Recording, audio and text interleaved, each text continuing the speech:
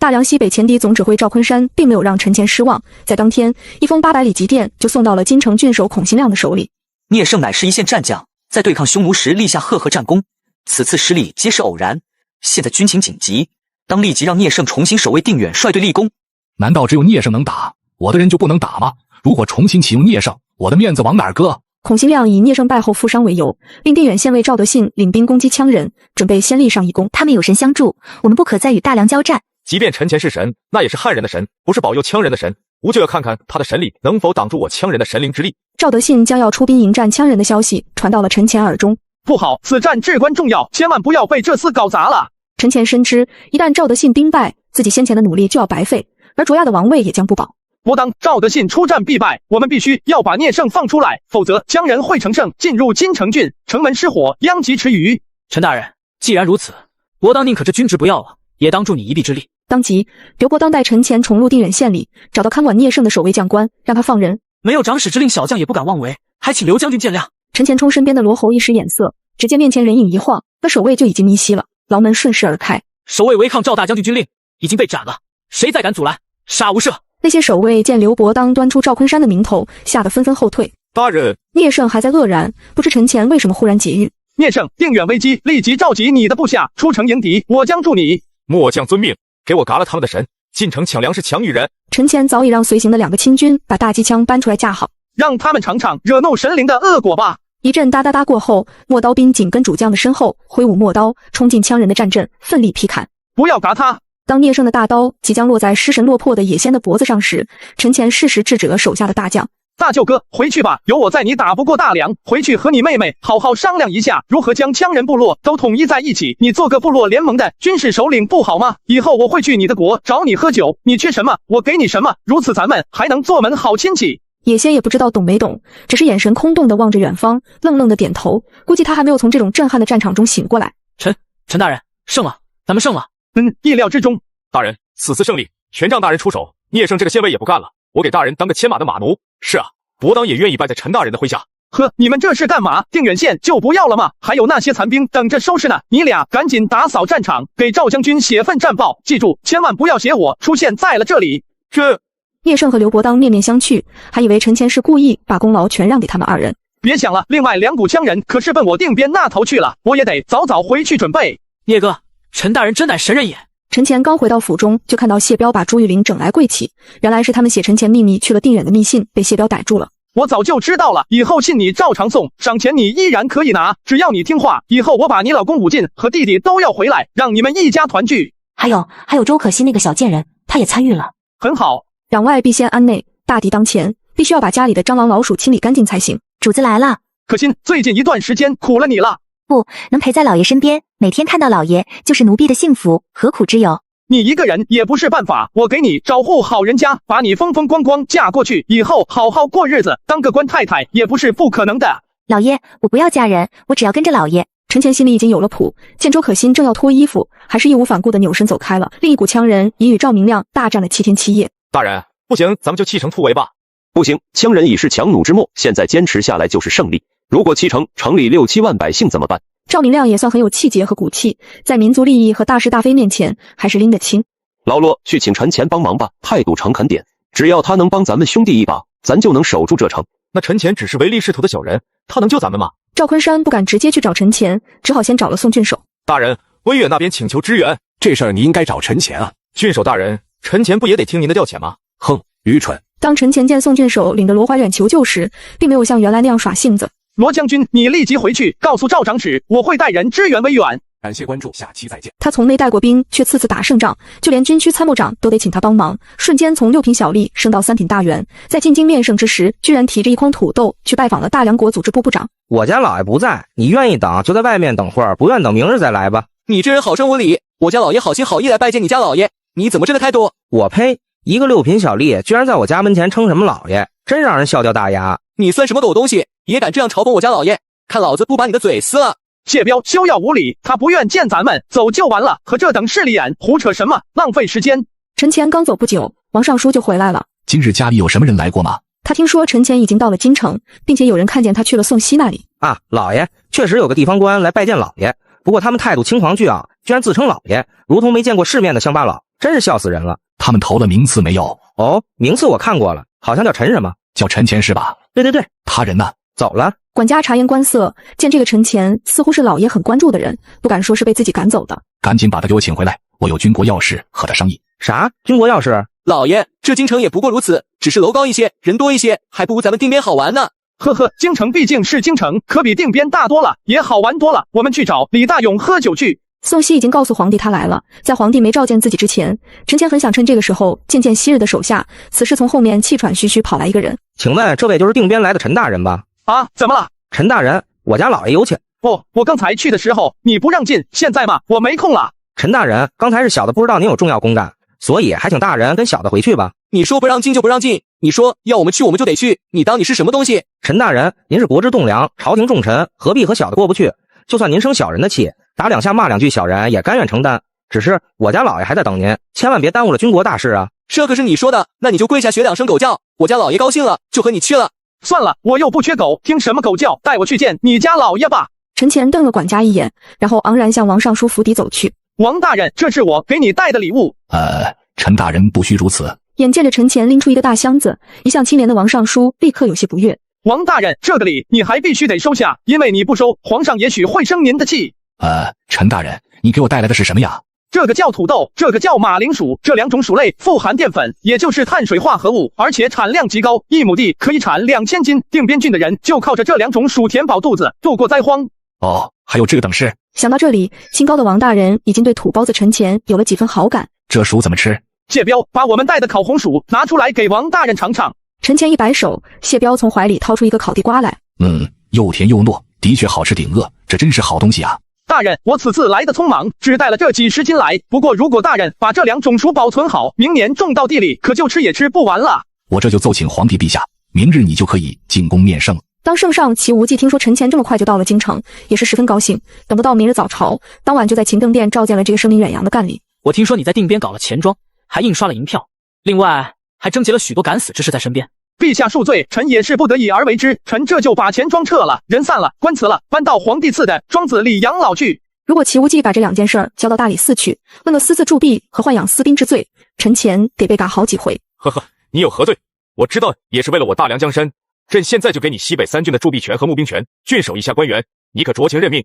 谢陛下隆恩，臣前誓死效忠陛下，如有2心，天打雷劈。齐无忌给他的权力，相当于把西北3郡分封给他了。皇上如此做法，让陈前又喜又怕，又拜他为定西将军、西北3镇巡抚使。第2天，齐无忌正和宋熙复议此事，兵部尚书求见。陛下，陈前和那匈奴人过从甚密，我怕他万一祸水东引，大梁的半壁江山可就不保了。呵呵，就算陈前要叛变，总要有个动机。匈奴人能给他什么？就算匈奴人收买他，朕给他双倍好处就完了。不过说是这么说，自古外臣权势过大，都要质押自己的亲人，防止他们拥兵自重，割据一方。陈前不是有个妹妹吗？听说今年18岁了，朕就纳陈巧为贵妃，以在群臣之口。让自己大舅割手边，看大家还能说什么？臣这就去礼部，让他们择一个好日子。宋熙深知陈前之后的命运走向会由大红大紫，最终断崖式的崩坏掉。自古外戚强悍的，哪有一个得了好下场的呢？陈前更看得清，要知道他比宋熙多经历了2000多年的历史。这个定西将军是谁？孔兴亮他这个征西大将军还在任上呢，朝廷就又派了一个定西将军来，而且这个定西将军还兼着西北3郡的政务。是他？当他听说新任将军是陈前时，禁不住气得肝胆俱裂。他凭什么？将军，我们该怎么办？怎么办？朝廷还没有下令撤销我这个征西将军的职务，我们慌什么？他是将军，我也是将军，他打羌人，难道我们就不能打吗？他还想着要打一场翻身仗，夺回尊严，可凭借自己手下这几百人，想要反击羌军，那是做梦呢。陈前，你不是要靠着打羌人立功，获得皇帝的信任吗？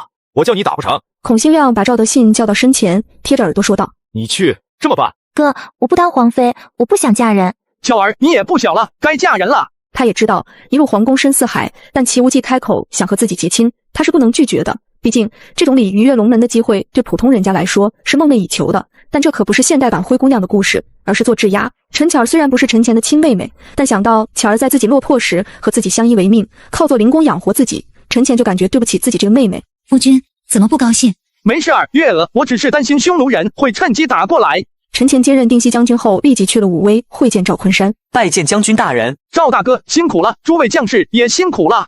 赵昆山是边军副将，论品级和陈乾都是3品。论军队，赵昆山手握3万大粮正规军；论感情，他和陈乾是结义兄弟；论地位，陈乾现在是西北军区司令的身份，所以他还是比赵昆山这个野战军司令要高出一级的。随即，陈乾给边军校尉及诸位将官发表了重要讲话。会上，陈乾表示，北伐尚未成功，将士们还需继续努力。祖国的西北边疆多么美好，这里气候宜人，土地肥沃，牛羊遍地，还有伟大的母亲河黄河流经于此。这里本应该是富庶宜居的地方，只可惜匈奴族人亡我之心不死，经年累月的征战让这里土地荒芜，民不聊生。所以总结一句话，匈奴未灭，何以为家？我们这些人身为大梁军人，就应该树立起一个观念，干掉狡猾的匈奴人，占了他们的地，夺了他们的牛羊，睡了他们的老婆。感谢关注，下期再见。他为了让别人当他是神，利用现代花里胡哨的东西，在古代搞得稀奇古怪，进行精神文化入侵。来者何人？报上姓名。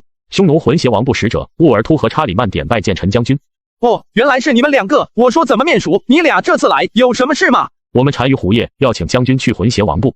将军不能去啊！你们单于要请我莅临浑邪王部，可有什么准备？我们单于会以最高的礼仪招待陈将军。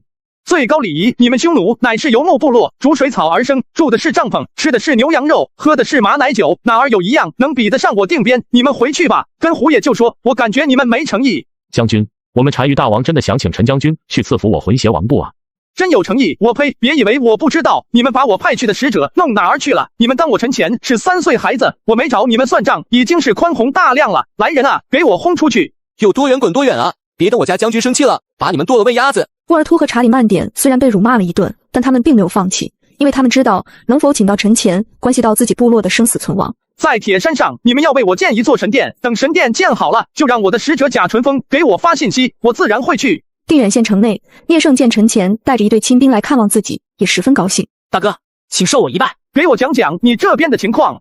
将军，以我之见，我们应该对匈奴进行反攻，彻底打败他们。还不到时候，朝廷的饷银拨下来了，而且还有很多军械铠甲，我都给你带来了。我已经向朝廷给你请功，你现在的任务，第一守城，第二练兵，别无他事。诺。天色不早了，我们也得回去了。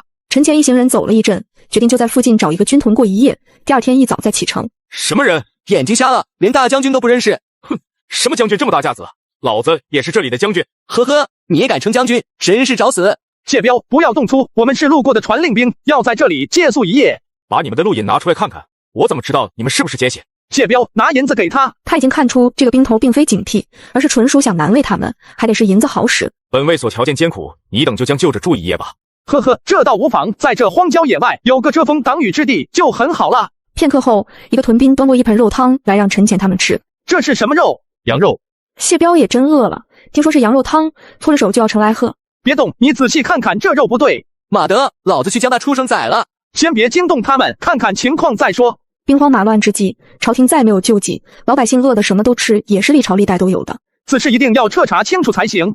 曹将军，这些人不会有什么大来头吧？哼，怕他们作甚？我曹某在京城和羌人拼杀巡阅有余，却只落得个屯兵司马的小官。就算他们告到上头，我也正要和那些官长理论一番。是啊，若不是曹将军勇猛迎敌，我等又如何能够活命至今？就在这时，一个小兵来报：曹将军，那些人似乎真的不是普通人，他们居然把肉汤倒了。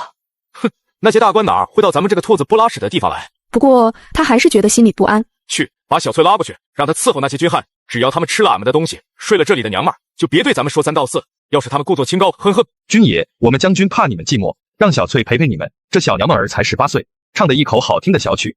你叫什么名字？妾身名叫小翠。哪里人啊？妾身乃金城郡人，之前就在郡城里住。怎么流落到这里来了？小女子跟着母亲有幸躲过了羌人狼兵，后来摸黑逃出城里，跑了出来，被曹大人收容。你母亲呢？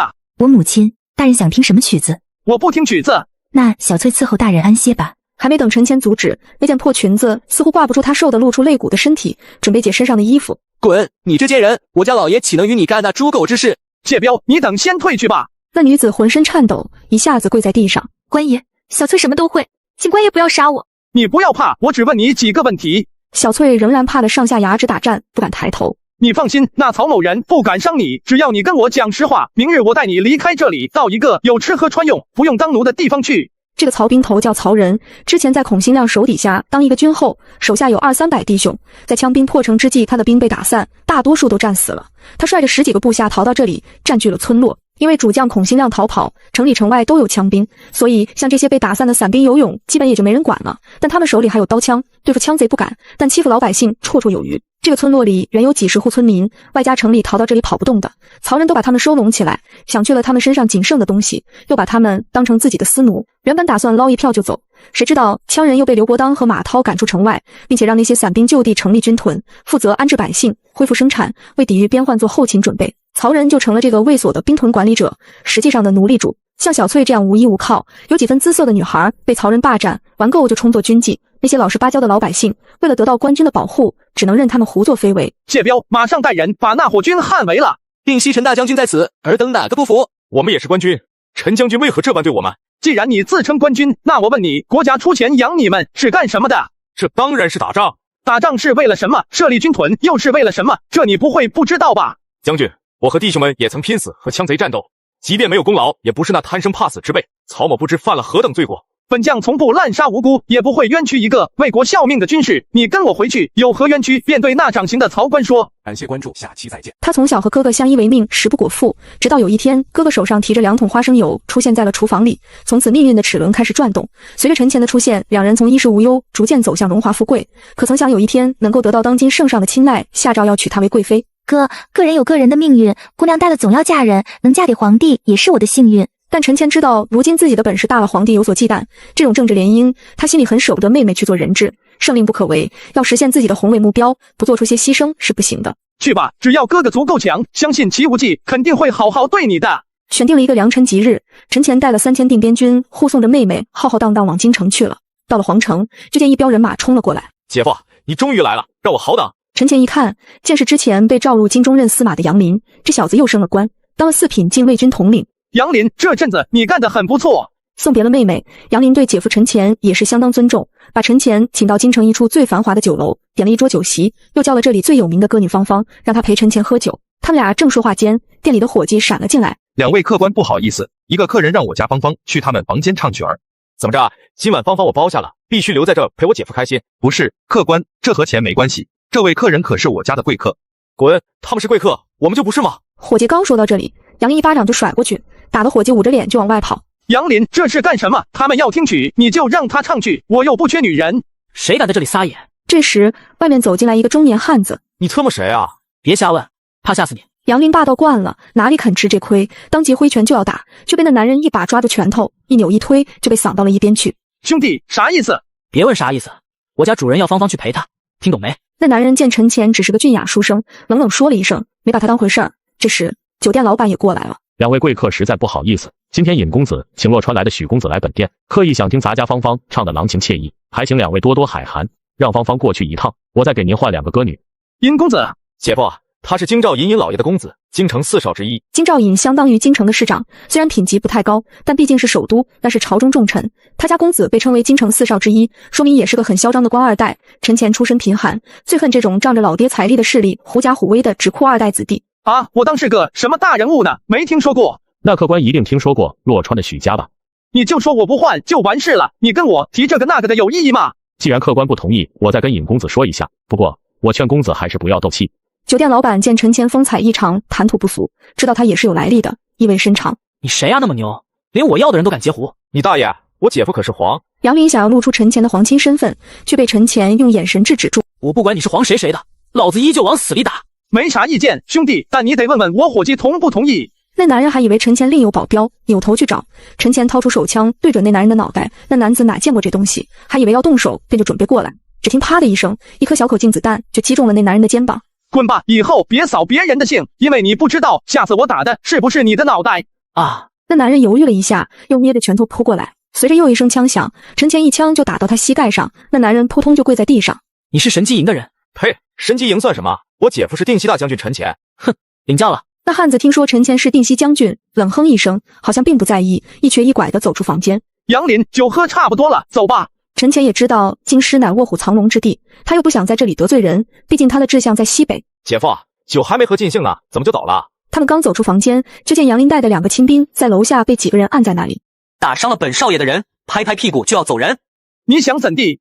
我听说过你，不就是一个西北土包子吗？当了个三品将军就敢在京城横冲直撞了。今天少爷我让你知道什么叫人外有人，天外有天。小尹，我和你不认识，也没啥仇，你别惹恼了我，到时候怕你后悔都来不及。还什么后悔来不及？吓唬谁呢？给我打！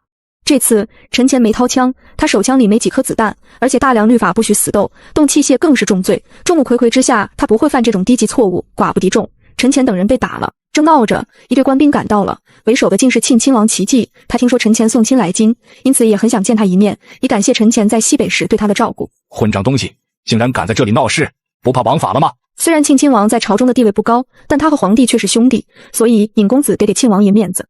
哼，今日便饶了你，记着，以后来京城低调点，这不是你能混的地方，水能淹死你。第二天，尹市长一听自己孩子把西北军区的将军和禁卫军的指挥使给打了，并没有怎么在意，不就是2个军官吗？在京城还有什么他老尹打不平的事儿吗？谁知道兵部尚书一听挨打的是陈乾，当即把头摇得像拨浪鼓似的。老尹啊，你管你家那犬子吧，陈乾可是皇帝的大红人，那4连太尉都拿他没办法，你让我怎么办？老尹终于意识到自己孩子所犯的错误有点大，因为他也刚听说皇帝要娶的贵妃是陈乾的妹妹。那陈乾有些难缠，所以这事儿还是以和为贵，不如公子屈尊去给他赔个不是，这事也就过去了。不行，我倒要看看一个3品定西将军能把我怎么低。这么低吧，我先在家教育教育我那熊孩子，然后你那边就说没找到人，然后看看能不能找人说和，我们赔俩钱让他也退一步，大家都同朝为官，以后见面也不至于尴尬。谁知道当他找到陈乾自报家门后，陈乾根本没屌他。这事儿你们管不了，不是我不给你面子，就是你们老大亲自领他那个败家子来给我道歉，我还得考虑考虑。建国舅爷也挺狂妄，于是也撂下话，意思啥事整太僵了也不好。赵尹毕竟是当地老大，方方面面的都挺好使。陈乾吃了一笑，他还想把事情搞大呢。皇帝和宋熙正商议着国家大事，来人，把朕大舅哥找来，一起商量下吧。齐无忌立即派人去驿馆找了陈乾，陈乾正等着这个机会呢。你给皇上说我去不了了，昨晚上出去吃饭，被一群小流氓堵住打了一顿，现在腰痛脑袋疼屁股痛浑身都疼，得养几天再说。谁这么大的胆子？禁卫军的统领也被打了，这还了得？把赵尹和大理寺的人都给我叫来，朕要问问他们，难道在京城连吃顿夜宵都这么不安全了吗？感谢关注，下期再见。难道在京城连吃顿夜宵都这么不安全了吗？哎呀，宋老夫子，您怎么来了？陈乾，你这不活蹦乱跳的没啥事吗？怎么还糊弄皇上说你浑身上下脑袋疼呢？宋老夫子，你不知道，此时我在这里比我站在皇帝面前更重要。你可以管我这叫碰瓷，但其实这里面有门道。现在地方上为什么这么乱？因为地方看中央，现在全国各地都瞪着俩眼睛反对改革，只是因为他们觉得上面是挑软的柿子捏，决心不够，只要自己一闹就不会再有动作。但如果今日皇上真的把尹公子和许公子给办了，大家一看这俩坏小子都顶不住，自己还折腾个啥，也就服了。皇上再说什么，他们不就听话了吗？是这个理儿，应该在京城开展一次行动了。孽障，你可把老子害惨了！今日你若不去把那陈国舅给哄好了，老子打死你！这位就是陈国舅吧？我是尹某人，这是我的犬子，他得罪了你，今日我特意领他来道歉的。啊，老尹啊，我听说过你京城市长哈，既然你百忙之中亲自来了，这事儿呢，我是一定给你个面子的。我这个人比较好脸，你孩子那晚上把我伤的也挺重，主要是内心伤害，医药费啥的1-2万银子也就够了，这个以后再算。你看你先让你孩子给我跪下磕3个响头，赔个不是，说以后再不敢了，这事儿就算完了，行不？陈乾，我就是死也不会给你跪下磕头，老子就是打你了，爱咋咋地。请便，又不是我请你来给我道歉的。他们刚回到家，大理寺的人就到了。张大人，此事也并非小儿一个人的过错，那陈乾也是动手了的，而且还动了家伙，要论罪，他才应该被关进天牢才对。老尹啊，你是第一天当官还是咋地？我说句难听的话，把你家公子关天牢，那是为民除害，大快人心；把陈乾关天牢，那是自毁长城，谁给皇上打匈奴去？他从廷尉的话里猜到了，真正操控这件事的幕后人就是皇帝，而且皇帝这次不是开玩笑，是想动真的。老尹，不是我不帮忙，解铃还需系铃人，此事只有陈乾才能帮你。难道真的让老夫去求他吗？哎呀，老大人，你什么时候来的呀？你看看我，刚才听小曲听入迷了，把这事儿忘了，抱歉抱歉。陈将军，我孩儿得罪了你，他知道错了，求将军高抬贵手，放那混小子一次吧。他的转变真的这么快吗？老尹，你应该高兴才对，浪子回头金不换嘛，怎么还哭唧唧的？陈将军啊，您就别戏弄我了，您再不松口，恐怕犬子命都没了呀。哎，你这又何必呢？你还年轻，这个没了可以再生一个嘛。在几番推辞，勉为其难地接受了京兆尹的礼物后，他还是答应了和解撤诉。陈乾，听说你的心理创伤好的差不多了。陛下，臣有罪，臣私自收了不少东西，这是礼单，臣1分钱也没敢用，就等着找机会上交国库，好让皇上用这些钱办国家大事。哎，陈乾，不至于吧？你替朕办了这么多事儿，朕还想赏你这点小钱儿，你也太小瞧朕的格局了。不过他也能理解陈前的举动，陈前得罪了那么多权贵，他也只能靠上自己这棵参天大树。陈前，你这招妙啊，替我解决了世家大族的问题，西北边疆还得靠你了。陛下，这乃为天下苍生着想，是正义之举。正所谓得道者多助，目前的困难是暂时的。这些歌功颂德的话我听够了，我要的是解决事情的办法。要我看，要解决这些，世家大族也好办，铸造新币，兑换他们私藏的银钱，置换土地，让他们无法藏匿田地和人口。置换土地，铸造新币，哼，你出的这个馊主意是要搞得天下大乱啊！那些士族在当地根基很深，若是大家都不同意，一起要造我的反，该如何？造反好啊，谁造反就说明对陛下您不忠，率土之滨，莫非王土；四海之内，莫非王臣。陛下只是要他们搬个家而已，而且还给搬家费，他们就想造皇上的反，说明骨子里就是乱臣贼子。这种人路头一个嘎一个，毫不可惜。陈前啊，宋熙说的没错，你倒是个治国理政的人才，干脆回京来帮我。皇上谈帮忙可是折煞我了，我是您的臣子，你让我上哪儿我就上哪儿。哈哈，我倒想和你离得近些，没事好多亲近一下，只可惜你走了。谁来替朕守卫西北边塞啊？大梁北地人口稀少，城塞疏落，匈奴才敢屡次侵犯。陛下可以在北方选址筑城，将这些豪强都集中安置，既方便控制管理，又可实边，增加边境的人口，促进经济发展，一举两得。这些措施听得齐无忌茅塞顿开，眉飞色舞，不断沉吟点头。边塞艰苦，这次回来多待些时日吧。陛下，我辛苦点倒没啥，只要匈奴人不给大梁添乱就好。几日后回到了边塞，匈奴使者又来访。陈将军，您是大梁第一猛将，大梁要是没有您支着，早就被我们打趴下了。正所谓识英雄重英雄，所以我们大王十分敬佩您，非常想和您交个朋友，还想把他最心爱的女儿嫁给你。这次和谈也是看在您的份上，才给大梁皇帝一个面子。这是我家大王让我带给您的礼物。妈的，你这不是挑拨我们将军和皇上的关系吗？狗日的，老子宰了你！不要激动，人家也没说别的。但如果他激愤之下把匈奴使者嘎了，那和谈就没得谈了。在大梁内的匈奴骑兵也会更加疯狂地进攻京城。您说的很对，我们匈奴王就乐意和你这样的明白人合作。呵呵，要论计谋，我们大梁可是老祖宗啊！在你们还披着兽皮到处挖老鼠抓兔子吃的时候，我们大梁就有了《孙子兵法》这样的系统的军事理论。所以玩什么挑拨离间，太小儿科。不但我们大梁皇帝明白，就连民间黄口小儿都懂。你们的酒太好喝了，你们的姑娘也很美很温柔，我喜欢大梁，希望我们能互通有无，常来常往。匈奴使臣在晋阳住了一晚之后，踏上了去大梁京畿的路。哼，咱们的定西大将军现在可是风光无二啊！当齐无忌听到匈奴使者先去拜访陈前后，脸色变得铁青。陛下，陈前极力促成与匈奴蛮人和亲，自己却和匈奴人勾肩搭背，称兄道弟。难道他和匈奴人早就有勾结？陛下，这是匈奴王的奸计，我敢担保，陈前对陛下绝无二心。哼，难道朕连这个都看不出来吗？陛下，情况危急，如果不能及早达成和谈协议，恐怕匈奴人就要进攻京城了。我知道了。现在他正在全国实施削藩政策，那些宗室王侯是整顿的重点，但他没想到匈奴人能提出这么一个条件，逼着他封陈前为王。陛下，按陈前这样的功绩，再升一级可就是大将军了。陛下，您是想让他掌管更多的军队，还是想让他留在北方抵御匈奴呢？如果他想要王爵，陛下不能给，他必定会去匈奴那里去找。在过去，投奔匈奴被封为小王的汉人将军也不是没有。可是如果陛下在大梁封他为王，给足了他待遇，匈奴王庭难道还能再请得动他吗？等这次危机过去，您不想让他当王，有的是理由再撤了他。朕就封他为王，看匈奴人还能耍出什么花样。当陈前得知齐无忌要封自己为王的时候，着实吓了一大跳。卧槽，这什么情况？难道大妹夫想要对我下手了？感谢关注，下期再见。全村100户人有99户被饿死，还有1户也吃不饱饭。老乡，你们这是地不够种，还是官家收税太高了？地够，县里收2成，也不多也不算少。那粮食够吃吗？不够，但没像其他地方那样经常饿死人，还行，能活。你们王县长怎么样？王县长是好官啊，他也不容易。听说以后这里由定西大将军来管会好点。嗨，都一样，谁来都一样，老百姓能活着就行，哪里管得了那么多。刚被封王的陈前有点失望，有点悲凉。北海并不是北地条件最恶劣的地方，王之涣要是真那么能干，怎么就管理不好这个地方呢？走，去北海县里看看。当陈前到达县城时，天已经黑了，北海县城门紧闭。开门，王上驾到！已经到了宵禁之时，我们县令有令，任何人不得打开城门，你们还是回去吧。陈前心想，自己的名头都不好使，看样子北海县有些原则呀。继续叫，不行就让他们把王之涣叫过来，看他怎么处理。陈前没想到自己堂堂一个西凉王，竟然连北海县的小破县城都进不去。大约1刻钟左右，王之涣爬上了城头。王县令，你还认得本王吗？王上，实在抱歉，宵禁后擅开城门，按律当斩。属下还请王上体恤下官的苦衷。如果我恕你无罪呢？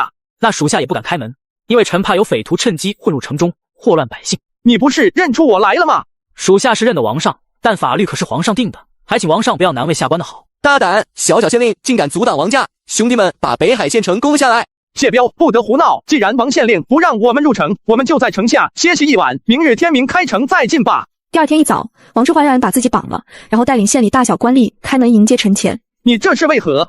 罪臣知道阻挡王家是死罪，但国有国法，家有家规。我王之涣当一天县令，就要严格执行法律。呵呵，你倒是个绝驴子，带我进去参观下吧。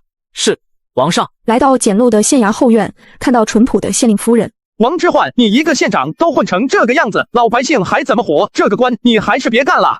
下官也知道自己无能，既然王上说了，下官就谢过王恩。我刚组建了新军，还缺一个军政，你去干吧。王之涣一下子愣住了，没想到自己把陈前堵在城外一夜，不但没有死罪，反倒获得了陈前的信任，升了官。以后我要调兵，会以此种令牌为信，没有这令牌，兵不能动，就是军中的将军也不行。陈前从仓库里拿出一张麻将牌当兵符交给王之涣，王之涣见那张兵符非金非木，一面如同白玉，另一面又像翡翠，的确是王家才有的奢侈品。谢王上，王之涣感谢王上知遇之恩，这条命就算不要，也不会辜负王上的信任。今早就去信阳大营里去主持招兵工作吧。下官遵命。谢彪，你说明明王之涣很卖力气了，可为什么北海的老百姓还是活得那么苦？王上，这北地3年一小打，5年一大打，没事再闹个饥荒瘟疫啥的，老百姓能喘气儿活下来，就是命大的了呢。这2年你跟着我，长了很多见识，脑袋也有东西了。嘿嘿，那当然，我爹说了，近朱者赤，近墨者黑，何况我跟的是王爷您呢。你总待在我身边也不是个事儿，我应该给你安排个官做，没准你还能是个好官。俺就护着您，俺愿意一辈子跟在您身边，只要不离开您，让我当一辈子小兵，俺都愿意。哈哈，也罢，这事儿以后再说。从县令做到西凉王，他的地位变化也是从其他人对他表现的态度中凸显出来，自己不金贵都不行了。饿了，今天想吃点好的。王爷，臣妾这就去吩咐厨房给您做。姐姐，我见你忙，已经吩咐好厨房了。王爷什么时候回来，什么时候就可以传膳了。那有劳妹妹了。他第一次觉得杨钰莹有些讨厌，论地位，家里他才是主母，这样的事情杨钰莹本该先跟他说，而现在自己竟然像外人一样被蒙在鼓里。不用了，我想吃火锅了，今天先吃火锅。这太好了，姐姐也最愿吃火锅。陈前一句话已经让他明白，在王府中谁才是大小王，以后他凡事都要注意了。皇上给陈前封了王，也安排了自己的人去辅助他，实则是监视。参见王上。王大人，我本来就是一介书生，对军国大事着实不懂，以后我西凉国就全仗相国把握了。王上过谦了。王冠志也算是见过大场面的人了，皇宫也常去，可是这里和皇上办公的宫殿比起来，虽然格局小了很多，但也让人觉得顺眼得劲儿。相国，咱们晋阳条件比较简陋，这间办公室你先将就着用，如果觉得哪儿不合适，我再叫人给你重新装修。这地方简直就像天上的宫殿一般啊！这时，又有一个身材高挑、穿着紧身职业装的曼妙少女从里面套间里走出来。参见相国。哎呦，相国大人，小女子叫香香哦，以后就是您的私人秘书啦。您有什么事情只管吩咐香香就可以了。王上，您可真太客气了。此时，王冠志早已感激涕零，恨不得立即在这间办公室内替他打理国家大事。不急，王相国远道而来，自当好好歇息，先熟悉熟悉，几天再说。有啥事尽管让你秘书干，你俩先好好交流一下吧。感谢关注，下期再见。他老丈人被人打了，却误认为是女婿干的，但是女婿也不认怂，于是便在古代战场上看到了一起现代战争的影子。走你！只见一架无人机上携带着他们自主研发的爆破神器飞射而出。给我射下来，看我的草原神厉害，还是那个陈前的铁疙瘩厉害。主将见天上忽然出现了几只嗡嗡叫的铁鸟，心里也不免慌乱起来。还没等他们回过味儿来，无人机投下的炮弹已经炸得他们人仰马翻。天神发怒了，这个陈前还真有2把刷子，先撤退。当他想到自己的3万王师居然败走新城，气得哇哇直叫。陈前，你跟老子玩阴的，真后悔把女儿嫁给你这个瘪犊子了，还指望你养老，你不得把老子的家产全都贪了啊！这门亲戚不认也罢。依着匈奴王的暴脾气，就要命令自己的军队南下，好好教训教训陈前。大王觉得打败陈前需要多少兵马？胜算有几成？匈奴王一下子就不说话了。事实上，他真的很忌惮自己这个姑爷子的，毕竟在这2年里，这个看似文弱的小青年可没少祸害自己手下这群套马汉子。难道此事就这么算了吗？那我匈奴的国威何在？以后他再干出这样的事儿，又该怎么办？大王难道忘记了保举陈前为王的初衷了吗？既然浑邪王部和修图王部已经不保，还不如顺水推舟做个人情，直接给了他。这样，大王就以一块已经丢掉了的地皮换来一个西凉王的忠诚。陈前得了河西走廊，齐无忌自然不会再信任他，从而忌惮甚至防备他。陈前在大梁受到排挤，还会保那齐家江山了吗？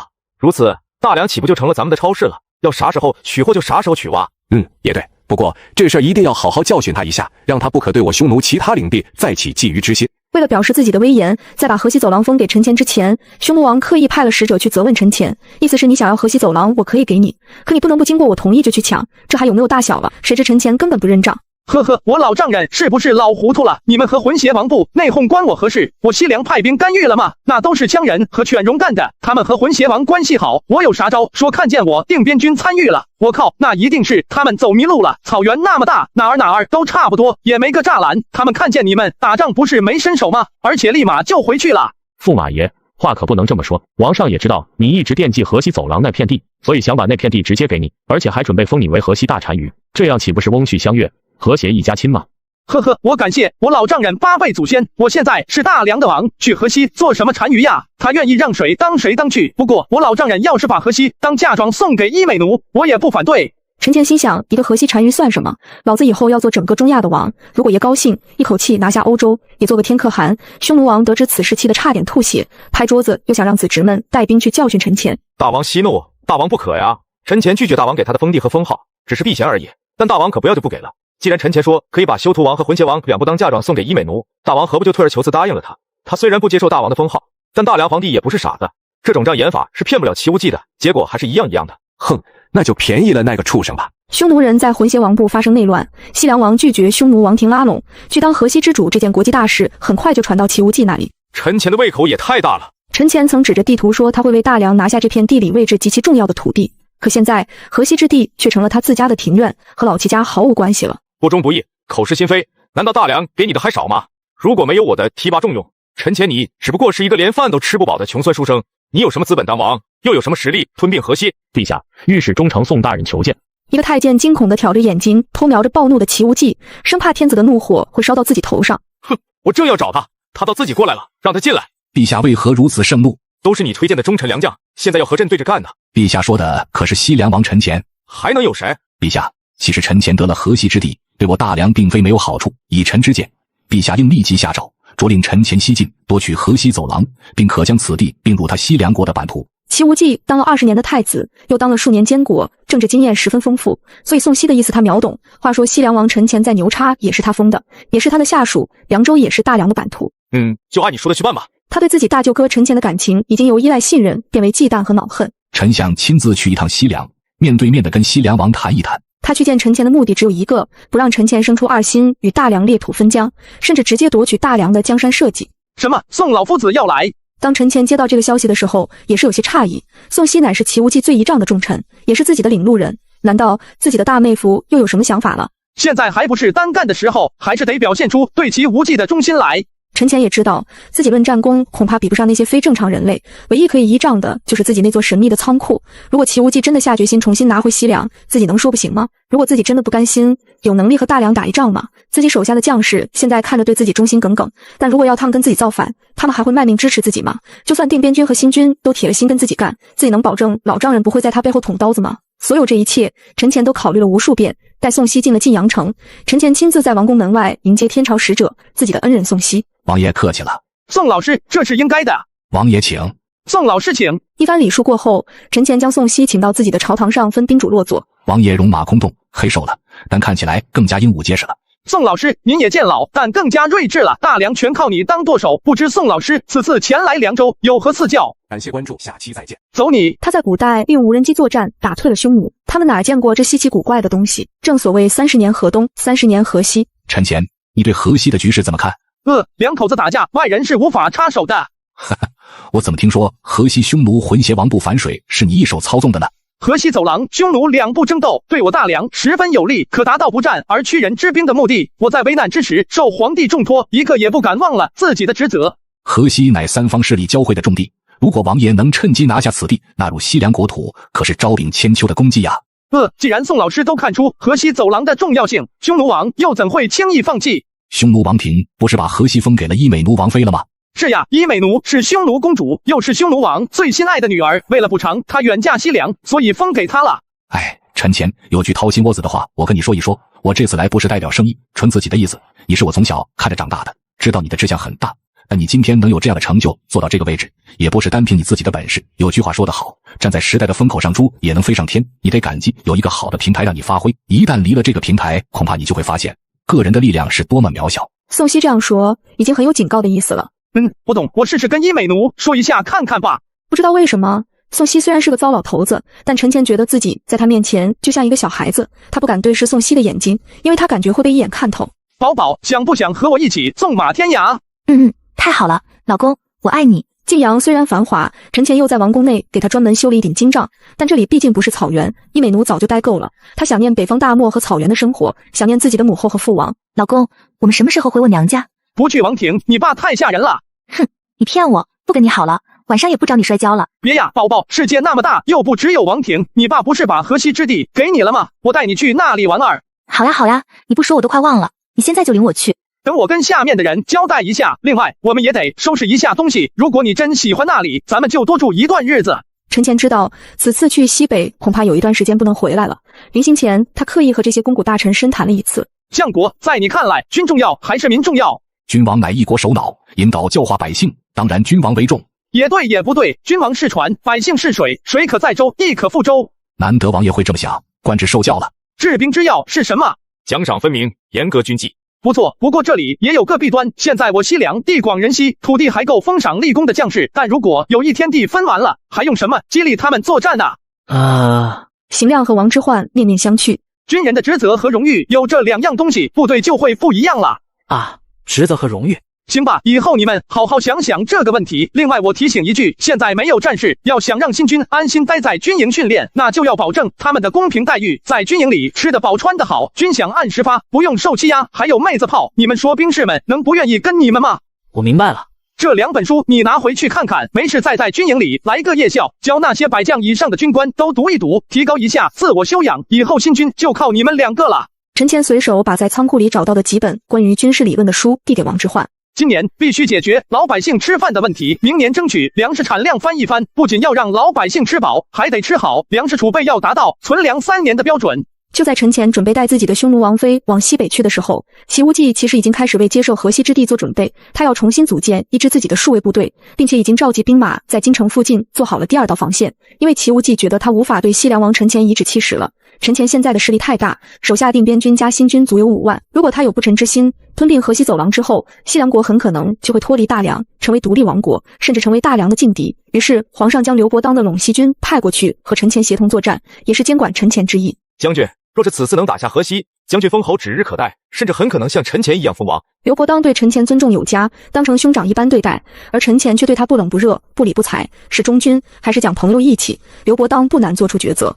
传我将令，陇西军随我向西行进。啥？刘伯当也来了？他不是不欢迎刘伯当，而是对齐无忌这个安排有些失望，自己的大妹夫果然还是对自己藏了心眼儿。王上，这有何难？我带5000兵马去劝回他们。我西凉国还容不得他人在这里指手画脚。不必了，他是客人，作为东道主，我们该好好招待他，和我一起去迎刘将军。拜见王爷，我奉皇上之命，率陇西军马来助王爷攻打河西之地。欢迎欢迎，伯当，你来的正好。实话说，我正为兵力不足之事发愁，没想到你倒像及时雨一般来助我了。哪里，还是皇上高瞻远瞩，所以我才敢调动兵马来这里。伯当，你远道而来，一定兵马疲惫，别着急，先在我这里休整一番，借这个时间，我们俩共同商议一下战略战策，然后再一起出兵不迟。王爷，伯当手下还有2万陇西兵将，撒在这里怕他们给王爷添乱，伯当还是就地扎营，并留在营中约束手下为好。毕竟陈乾升官后也没把他当朋友处，现在陈乾是西凉王了，他更不愿热脸贴冷屁股。伯当兄，你我兄弟好不容易再见，理当好好叙叙，况且王爷也时常念着你呢。聂胜和刘伯当是拜把子兄弟，还救过聂胜的命，刘伯当爱不过面子，也只好跟陈乾来到王府。王爷，不知王爷对河西之战有何看法？今日是我与你接风，不谈国事，只谈感情。伯当，我敬你一杯，干！几人纷纷举杯敬刘伯当，不一刻就醉了，安排他在人间天上住下了。第2天，刘伯当刚醒，这头酒宴又排开了，这次是聂胜请。第3日，刘伯当还没起来，聂胜就告诉他，今日邢亮要请他喝酒，请他千万要赏光。我与他又不熟，今日不喝了，你送我回我陇西军营去。谁知邢亮早就堵在门口。刘将军，咱们好歹在讨伐侯景叛军时是一个序列，我早就对右将军十分敬佩，今日得以相见，定要痛喝他10碗8碗。刘伯当便要推辞，谁知邢亮眼睛一瞪，怎么着？昨日聂胜请你就喝，今天我请你就不喝，看不起我？不是那个意思，邢兄误会了，我兄弟喝多了，今天想歇一天。喝多不是理由，我昨天也没照你少喝，现在脑袋还直嗡嗡呢，今天咱们就喝啤酒透透还不行吗？刘伯当拗不过，只好答应只喝点透透。谁知道一瓶没喝完，他身后的侍女砰的又起开一瓶，透来透去就把刘伯当又透够了。第4天，当赵明亮也要请刘伯当时，刘伯当终于意识到这是陈前安排的计谋，自己再这样喝下去，别说参加征服河西之战，就连能不能回陇西都不一定了。赵将军，不是不给你面子，实在是军务在身，我必须要回营了。他不喝，咱们喝。如是又过了3日，陈前带着手下众将依然在人间天上花天酒地，醉生梦死，对征西之事只字不提。这可把刘伯当急坏了。陈前不找他商议协同作战的事情，刘伯当就不能自己出兵，因为边境关口全是定边军守着，没有西凉王的命令，根本就不会让他们过去。实在无奈，刘伯当只能硬着头皮，壮着胆子，主动去西凉王府找陈前商议出兵之事。伯当，一起来喝点，就一杯，一杯如何？不了。刘伯当吓得扭头就走。到最后，他根本就不敢再去西凉王府了，而是派人悄悄把聂胜找过去打听消息。什么时候打河西之地？我们王爷还没准备好吗？没看赵将军和我的部队都没动了吗？那皇帝已经命令西凉王去取河西之地了，要不我来这儿干嘛？哎呀，我们王爷又没说不打，匈奴骑兵有多厉害，你也不是不知道，总要准备一下。王爷可能是不想打，我准备这仗吧。那就再等等吧。但事实上，除了第1天给刘伯当接风的是西凉王陈前，剩下的时间，刘伯当所看到的只是陈前的替身，真正的陈前早就出现在河西之地，正在紧锣密鼓的帮医美奴收房租呢。感谢关注，下期再见。他每天要吃10顿饭，餐餐好酒好肉，还有美女相伴，每天睡醒睁开眼睛就能看到已经有人在等着他喝酒。说倒是有朋自远方来好礼相待，实则这是一个计谋，因为陪他玩的都是陈前训练过的替身，而真正的陈前已经带着女王老婆去河西走廊了。我喜欢这里，你和我留在新城吧。不行，我还有事得回大梁了。我会想你，我不想做女王了，我和你回大梁去。不行，这是我替你打下的江山，你得在这里守着。哼，乖，听话，要不我打你屁股。哼，我等你，你想摔跤了就来找我。他已经出来10几天了，必须要回定边去应付右将军刘伯当，于是当天下午便回了大梁。哟，伯当怎么脸色不好？陈王爷，你终于肯露面了。他并没有察觉王府里的陈前和现在和他说话的西凉王并不是同一个人。伯当啊，人生得志须尽欢，莫使金樽空对月。不管咱们怎么干，也都是一个打工仔，所以及时行乐吧。陈王爷，这是你的人生准则，并不是我刘伯当的。既然你不愿去打河西匈奴，那就交给我。哟，原来你是为这事着急上火啊！我还以为你怪我招待不周呢。哼，相信王爷也了解，我刘伯当并不是酒囊饭袋。那倒不至于，不过河西的匈奴不用打了，他们早就降了本王，而且还派了使者对本王称臣纳贡呢。啊，是吗？可能胡野和伊志邪忽然就想开了，还是听匈奴王庭的安排，归顺女王伊美奴对他们比较有利吧。哼，我不信。那没办法了，你可以派人自己去看。刘伯当回到自己大营后，立即着探子去探查河西2部匈奴的消息。这就奇怪了，难道西凉王陈前分身有术不成？既然人家都把河西匈奴打服了，他留在这里也没什么用了，还能总在人家这里白吃白喝吗？所以刘伯当立即给朝廷写信，说明情况，请示带兵回自己的驻地。刘将军，恕本王不远送了，以后想我了，随时再来。到时候我请你吃烤全羊，涮小肥羊，穿羊毛衫，再送你纯羊毛地毯。他对刘伯当是真心的喜欢，只可惜各位旗主不能再像从前那样并肩战斗，否则以刘伯当的军事才能，一定能帮他扫平西域36国。陈王爷，回吧。齐无忌收到信后，立即召见了户部尚书王猛。以后盐、铁、木材、粮食等物资都不准流入西凉国，人口也要严格控制。话说陈前送给他的地瓜和玉米，在他的地里获得了大丰收。他去年光卖地瓜秧就很赚了一大笔。见齐无忌忽然让自己对西凉国施行经济封锁，一时不解。西凉屡经战乱，正是百废待兴之时，此时截断这些物资的输入，恐怕什么？恐怕我的话以后都没人听了，对吧？这臣遵旨。已经身为御林军统领的赵昆山得知此事，急忙找到田丰那里，希望能替陈前说句公道话。尚书大人，这究竟是怎么回事？西凉王明明是立了大功的呀。呵，这事儿还不明摆着的吗？皇帝已经忌惮陈前了。西凉王一向忠心耿耿，我在西北和他相处日久，怎能不知陛下这样做是让人心寒啊？我劝你也写一部弹劾陈前的奏折吧。山雨欲来风满楼，齐无忌暂时还不能把陈前怎样，但对朝廷内外和陈前有瓜葛的人，恐怕要来一场大清洗了。好吧。不过他终究和陈前是结拜兄弟，写不写弹劾奏折他还没有复稿，但他把朝廷里发生的怪现象用一封迷信报告给了陈前，陈前岂能不知道齐无忌正试图发动一场自上而下的运动整自己。哎，这样也好，以后自己干什么事不用再觉得亏欠齐无忌了。他没有给赵昆山回信，并且把赵昆山写给自己的密信立即销毁掉。现在当务之急的是，他必须和时间赛跑，在齐无忌没实行下一波打击之前，完成西凉国的产业升级。他决定先回一趟河西走廊。老公，大越之国派了5万大军来征讨浑邪王部的单于胡叶，其前锋已经到了边境，怎么办啊？要不我去找我爸、我哥、我二舅、我七舅老爷他们来帮忙吧。你老公西凉王本尊在这里，你还找外人帮忙，你这不是看不起我吗？不是，老公，你可别误会我啊，我这不是心疼你，怕你吃亏吗？哼，能欺负你老公的人还没出生呢，你就放心吧，大越支的人不敢把咱们怎么样。老公，你太帅了，你就是我的战神，么么哒。咱们来玩摔跤吧。陈乾虽然表面上不当回事儿，其实心里压力也挺大，于是派了使者去找大月之人谈判。我们的王说了，胡爷已经被嘎掉了，魂邪王部已经不存在了，现在河西之地都归西凉王陈乾罩着，你们没别的事儿就赶紧回去吧。哼，我来后倒是听说河西之地现在归河西单于伊美奴统治，至于什么西凉王没听说过。不过既然你们来和我谈判，那我就说说我们的要求。胡爷虽然死了，但他欠下了车师国的血债，你们要还。我们慷慨慈悲的大月之王就会对河西匈奴部族既往不咎。使者连忙把大月之国将军的意思汇报给陈乾。我擦，有没有搞错？连我的名号都没听说过。既然如此，我亲自去和他们领头的将军去说好了。然后他率大将马涛与1500步兵重装出城，面对大月之。那个谁是你们的头儿？本王要和他好好谈一谈。哼，对面那人就是西凉王陈乾，我倒要见识见识。吐火罗将军，你带这么多兵马来本王这里，到底为了什么？哼，难道你的使者吓得连话都没传明白？还是西凉王你故意装傻充愣？你的要求我已经了解了，如果作为远道而来的客人，我可以用最高的礼仪来招待你们，但车师国的事情是还不了了，本王不抢你们的东西就算很讲究了。这么说，你已经决定和我一战了？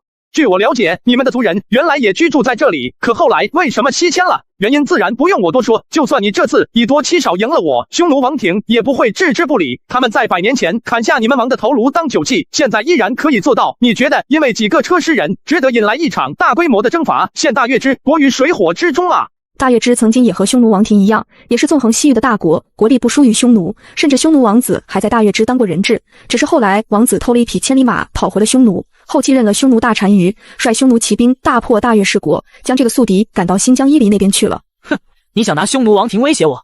吐火罗将军，本王并不是拿匈奴王庭吓你，就是本王也可以轻松打败你的大军，只是我并不想和大月之成了仇敌而已。那就战场上见吧。你的人比我的人多5倍，就算赢了也胜之不武，况且你还不一定赢。我们不妨打一个赌，你出60个最好的武士，我出12个勇士。如果你的人打败了我的人，我愿意拱手将新城送给你。此话当真？王者一言九鼎。皇上，我军人数虽少，但依据坚城，尚有一战之力，何故轻易放弃？呵呵，打仗是要死人的，死一个男人就会毁了一个家庭，杀5万大月之人就会有5万个家庭痛恨本王，这样的仗胜了又有什么意义？陈乾让谢彪带队，在自己的亲军中挑出11个人出来，不需硬碰硬跟他们干，只用枪打就行了，实在挡不住就用机枪扫。一个班的步枪兵和一挺加特林重机枪，不信干不过2个排的重甲骑兵。只听砰砰一阵枪响，大月之的士兵纷纷倒下。法术，一定是法术！感谢关注，下期再见。好家伙，居然在古代玩起了加特林，别说对面60人，这就是600人也顶不住啊！于是，在河西走廊一战封神。什么？他只用了12个人？当探马飞骑来报告河西军情的时候，匈奴王愣在那里半天没有反应。天啊，河西之地恐怕再也拿不回来了呀！皇上听说陈乾在河西蜀国以10几人驱赶走大月之5万大军之后，更加变得焦躁不安。你哥可是太有出息了，去河西居然连招呼也不跟朕说一声，他眼里还有没有我这个皇帝？陛下，请息怒，我哥哥他对陛下忠心不二，臣妾可以用命来担保。哎，算了，你起来吧，朕最近也是莫名其妙的烦心，并不关你的事儿。齐无忌开始不动声色地清洗可能支持陈乾的人，把小霸王杨林调到南方一个边远地区当总兵。傻子都知道他自己是被上头嫌弃了。哼，既然如此，老子连这个总兵也不要了，我找我姐夫去。杨林一生气，说自己痔疮犯了，告假回福原老家去见自己的老爹想主意。混账东西，军国大事岂能儿戏？北外放又有什么？不是还让你当个总兵吗？你现在跑去找你姐夫，岂不是更让人抓住把柄？他不想让杨林去投奔陈乾，其实也是为了杨林好。一旦齐无忌和陈乾翻脸，那他可就真的没跑了。哎，也罢，那我就去南方吧。老爹，你要不要跟我一起去？我给你养老。滚！是你给我养老，你不气死我就算孝心了。和陈乾有些关系的西北系军官被从军队里肃清之后，齐无忌还是觉得有些不解牙。陈乾既然说河西匈奴是他的属国，那就让他多供给朝廷一些马匹吧。至于数量，先来个5000匹，牛排和羊肉卷之类的土特产也多来一些，整个180吨的尝尝鲜。齐无忌狮子大开口，把宋熙吓了一跳。这么搜刮，万一陈乾急眼了怎么办？哼，不逼一逼他，恐怕他一个子儿也不会给我拿回来。当陈乾接到消息时，5000匹骏马，上千头坚牛，这是要把西凉国掏空啊！禁不住无奈的摇头苦笑。哎，当你妈个破西凉王，真不省心啊！当伊美奴听说陈乾因为弄不到牛马，要回西凉想办法去时，老公，这有何难？我河西之地产的就是牛马羊群，那些牛马我让各部头领给你那个臭皇帝送去就完了，你留下来陪我吗？陪我吗？臭宝贝，这可不是你想的那回事儿。如果这次咱们痛痛快快的给了，下回他要1万匹马，你上哪儿弄去？陈乾当即回到西凉，找到王冠志商量朝贡这件事情。哎呀，我的国相啊，咱们西凉这点家底儿，你还不知道吗？皇上，我也知道西凉百废待兴，皇上也不知道是怎么想的。话虽这么说，但既然陛下张口了，咱们再难也得办了，毕竟君要臣死，臣不得不死啊。我就知道王上一定有办法。不过只吃苦了我西凉众位了。咦，王冠志的心脏被陈前过山车式的烙法弄得七上八下，一点底都没有。牛马咱们是没有了，不过可以向匈奴人买。至于买牛马的钱，不能让你我个人出，得西凉国的大小官员一起均摊。官员们本来俸禄就不多，还要养活一大家子人，让他们拿出1年甚至2年的俸禄来买牛马，等于嘎了他们一样。王上，要不我给皇上写个折子，说说咱们这边的情况，让他少要点吧。他知道，如果陈前真要这么干，这是要出大事的呀！一旦官员们都不干了，或者再反了大梁，岂不是更坏事了？不行，不能写。皇上交代我们这项任务是信任我们，相信我们，咱们必须有困难也要上，没困难创造困难也要上，否则皇帝还能信着咱们了吗？就这么干了，你现在就起草个办法，明日我早朝时宣布一下。这个实施办法，王冠志可不敢写，他急忙给皇帝写密信，把陈前的决定说了。还没等到第2日，邢亮领着王之涣就先找上来了。王上，您真打算扣官员们的1年工资给皇上买马啊？怎么了？大王想过没有？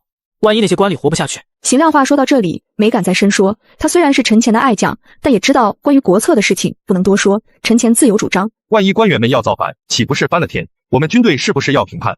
呵呵，你们多虑了，我又怎么会让那些官员活不下去呢？其实陈前心里已经有了打算，官僚的工资扣了，他用个人名义给补上，这样西凉大大小小的官会骂其无忌，而感恩自己这么好的收买人心的机会，他又怎能放弃？走吧，让你别来，你偏叫嚷着要来，王上的气度和心思岂能是你能揣度的？当齐无忌知道西凉因为他征收牛马的事情弄得天怒人怨的时候，气得大发雷霆。去，把陈前给我叫来，我要他当面给我解释清楚。陛下，此事恐怕不妥呀。怎么？难道我堂堂大梁皇帝喊他一个诸侯王来朝觐都不能了吗？能是能，必须能。但陛下想过没有，如果陈前不来怎么办？他来了，陛下又如何对待他呢？他还真没想过这2个问题。陈前现在已经不同当日了。话说他现在背靠匈奴王庭，又坐拥凉州和河西之地，手下兵强马壮，势力早就不同于普通的封疆大吏。那你说怎么办？以臣之见，西凉王积极响应陛下的号召，应该奖励；而西凉国下属官员为了买马而捐献俸禄，陛下听后大为感动，给他们加薪。齐无忌很快明白，宋熙这招的确玩得巧，玩得妙，见招拆招，借力打力，唯一一个缺点就是费钱。告诉凉州的官员，西凉王扣他们多少钱，朕给他们补上70%，朕怎么也不能看着自己的子民饿肚子，立即去办吧。陈前此计也促进了与匈奴国的贸易往来，要想尽快搞好经济，还是得大力发展制造业。那些有钱的大商人在陈前优惠政策的支持下，也开办了很多民用企业，生产出来的衣服鞋帽、锅碗瓢盆、菜刀、镰刀、锄头等民用产品，不仅大受当地人的欢迎，而且还能运到大梁内地和匈奴人那里赚取高额利润。王冠志被齐无忌派到西凉国当间谍，他利用国相的身份，很快就掌握了西凉国内大量第一手资料，主要是经济上的情报。搞厂子这么赚钱吗？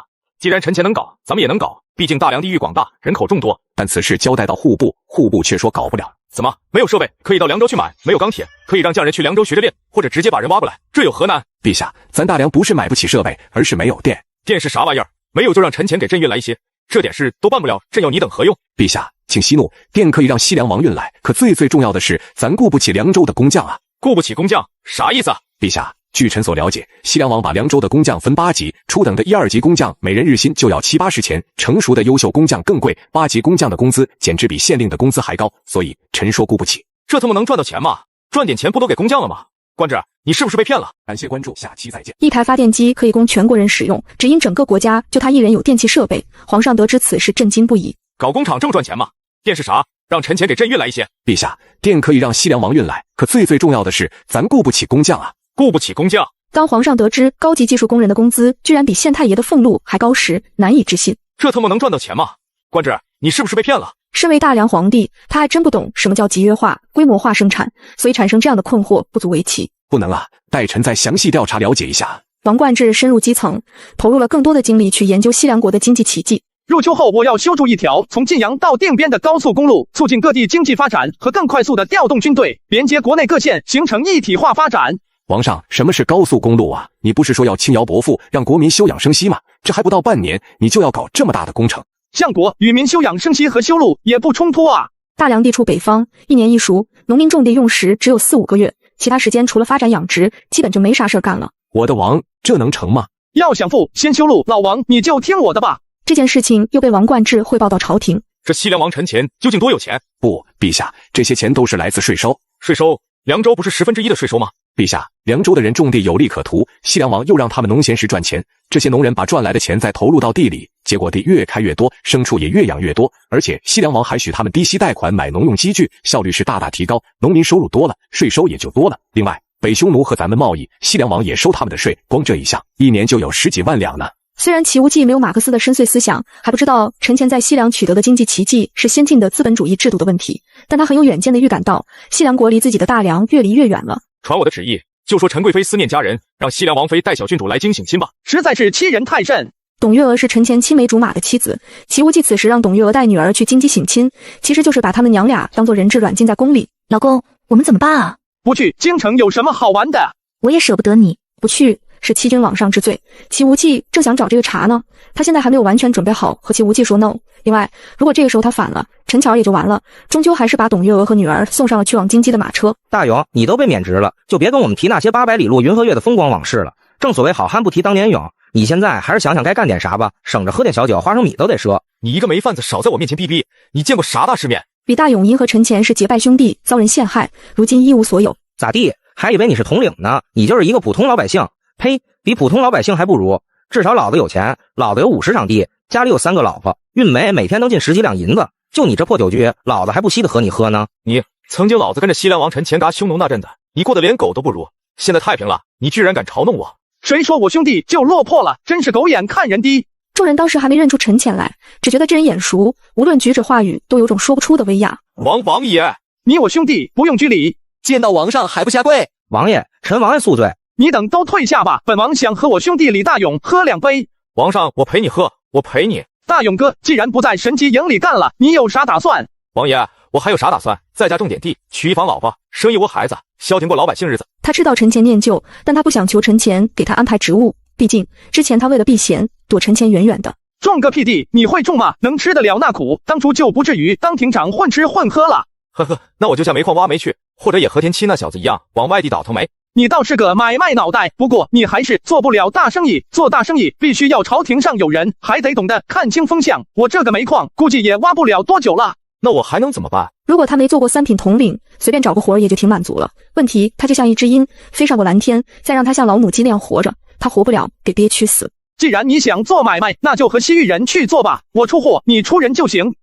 中，我听你的。陈前刚走，田七就回来了，见到李大勇就跪地磕头求饶，他怕李大勇被陈前重新启用，自己的小命不保。拉鸡巴倒吧，不是一个圈子里的人，何必强融？你做你的没道，我干我的买卖，以后就别接触了。自己的结义兄弟去打前站，陈前在定边这面也没闲着，他把第一机械制造厂的厂长找来。现在你们每天能生产多少条步枪？回王爷，15只。15只少啊，能不能增加到50只？啊？刚才我给你弄，工人2班倒，加班费我给3倍，其他订单可以先放一放。诺，王爷。他要装备一支当前世界上最先进的多兵种合成化部队，1/3是重装骑兵，1/3是步枪兵，1/3是车兵。李大勇在河西发财了，这件事在陈前的暗中操纵下，很快就在西北3镇传扬开来，在老家混得不太好的人心动了。河西有很多待开垦的荒地，想去河西垦荒的，免税3年，每人可分的，一请自留地。这个政策太有吸引力了，经过几次大规模的接纳流民，人烟稀少，发展成了地少人多的现象。陈前通过开办工厂和第3产业，吸纳了大量的人口。大王，你把这些大梁人迁到我的牧场里，我还怎么放牧牛羊？一至协万户长，你总吃牛羊肉不腻吗？烤苞米烤地瓜它不香吗？你的羊皮袄也该换换了吧？大梁人生产的羊毛衫轻便美观又保暖，你岁数也不小了，该讲究下营养均衡，总吃肉很容易3高的，焖一锅大米饭，弄几个炒菜，或者喝一碗小米粥，就萝卜干儿也挺好的。再说这些人耕地得用牛马，你还可以把牛马卖给他们，大赚上一笔嘛。陈前几句话就把伊之邪打发了。我老婆河西女王伊美奴都没说啥，用你在这瞎叭叭。这个举动很快被密报给了齐无忌。陈前居然把朕的人都赶到河西匈奴那里去了。他清楚陈前想留后手，正为以后彻底和大梁脱钩做打算。这怎么行？胡搞吗？想搞分家令过吗？得想办法教训教训他。陛下，以臣之见，不如换地，也就是另割一块地方赏给西凉王，把西北3郡收回来归陛下掌握，这样凉州与河西之地就被分隔开来。陈王爷若再想瞒天过海，暗度陈仓，可就难了。好主意，就按你说的去办吧。感谢关注，下期再见。他仅用2年时间，以一人之力可以匹敌整个国家，就连皇上都对他忌惮万分，在不断的施压下，交出了西北3郡地盘和定边军的指挥权。因为他深信治下官兵和当地百姓已经离不开他的现代化经济管理体系。王爷，西北3郡的百姓都盼着您回去呢。想当初他是第一个不同意陈前放弃西北3郡的，但他一个保镖又怎么能摸到陈前的深意呢？让你的人再探再报。诺。王上，臣妾刚为你卜了一卦。不，先不要说，我的命我知道。王上，臣妾的侍女婉玉很是贤淑聪慧，今夜要不要让她给你？不用担心我，有你陪我就足够了。王上，发生了什么大事？玉莹，你已经多久没回娘家了？王上为何如此发问？过几天我让谢彪送你回福园省亲吧。陈前会见了自己的替身，这段时间天天让他在外面吃喝，给对手演了一出迷魂阵。这段时间你做得不错。臣本是一介穷儒，若不是王爷赏识，恐怕我早就饿死街头了。所以为了王爷，这一切都值得。他能做几天西凉王享受一下王侯将相的奢靡生活，他这一辈子够了。不到几个月就在那些女人身上搞垮了身体，也是知道自己的使命就快终结了。与其被抛弃或秘密处死，不如就这样在酒色中死去。而陈前则借着杨玉莹回乡省亲的由头，秘密离开了封地晋阳。想不到西凉王年纪轻轻的就被女色给毁了。他都这样了，还能谋反吗？我看他都快死在那几个女人的身上了。陈前此次离开晋阳，是下决心和大梁来个了断了。打匈奴，种粮食，发扬中医，造枪炮，搞现代经济体与文明文化。只可惜他生在一个封建大一统的王朝内，所以陈前决定离开凉州，净身出户，白手起家去河西单干了。王上，快到大西州见了。你等也要放松些，不要动不动就急眼。来者何人？可有路引？我等乃是西凉陈侯爷的亲兵，护送侯爷夫人回乡省亲。现在边境不稳，庆王爷令我等严查进出大西的行人车辆。放肆！难道连西凉侯的夫人也要你等狗奴检查？让开，让开！倒驴不倒架，瘦死的骆驼比马大。陈前虽然有王将为侯爵，但那也是大梁一等一的存在。况且陈前的文治武功在大梁是如雷贯耳，声名远播。谢彪，不要难为他们，他们想查就过来查吧。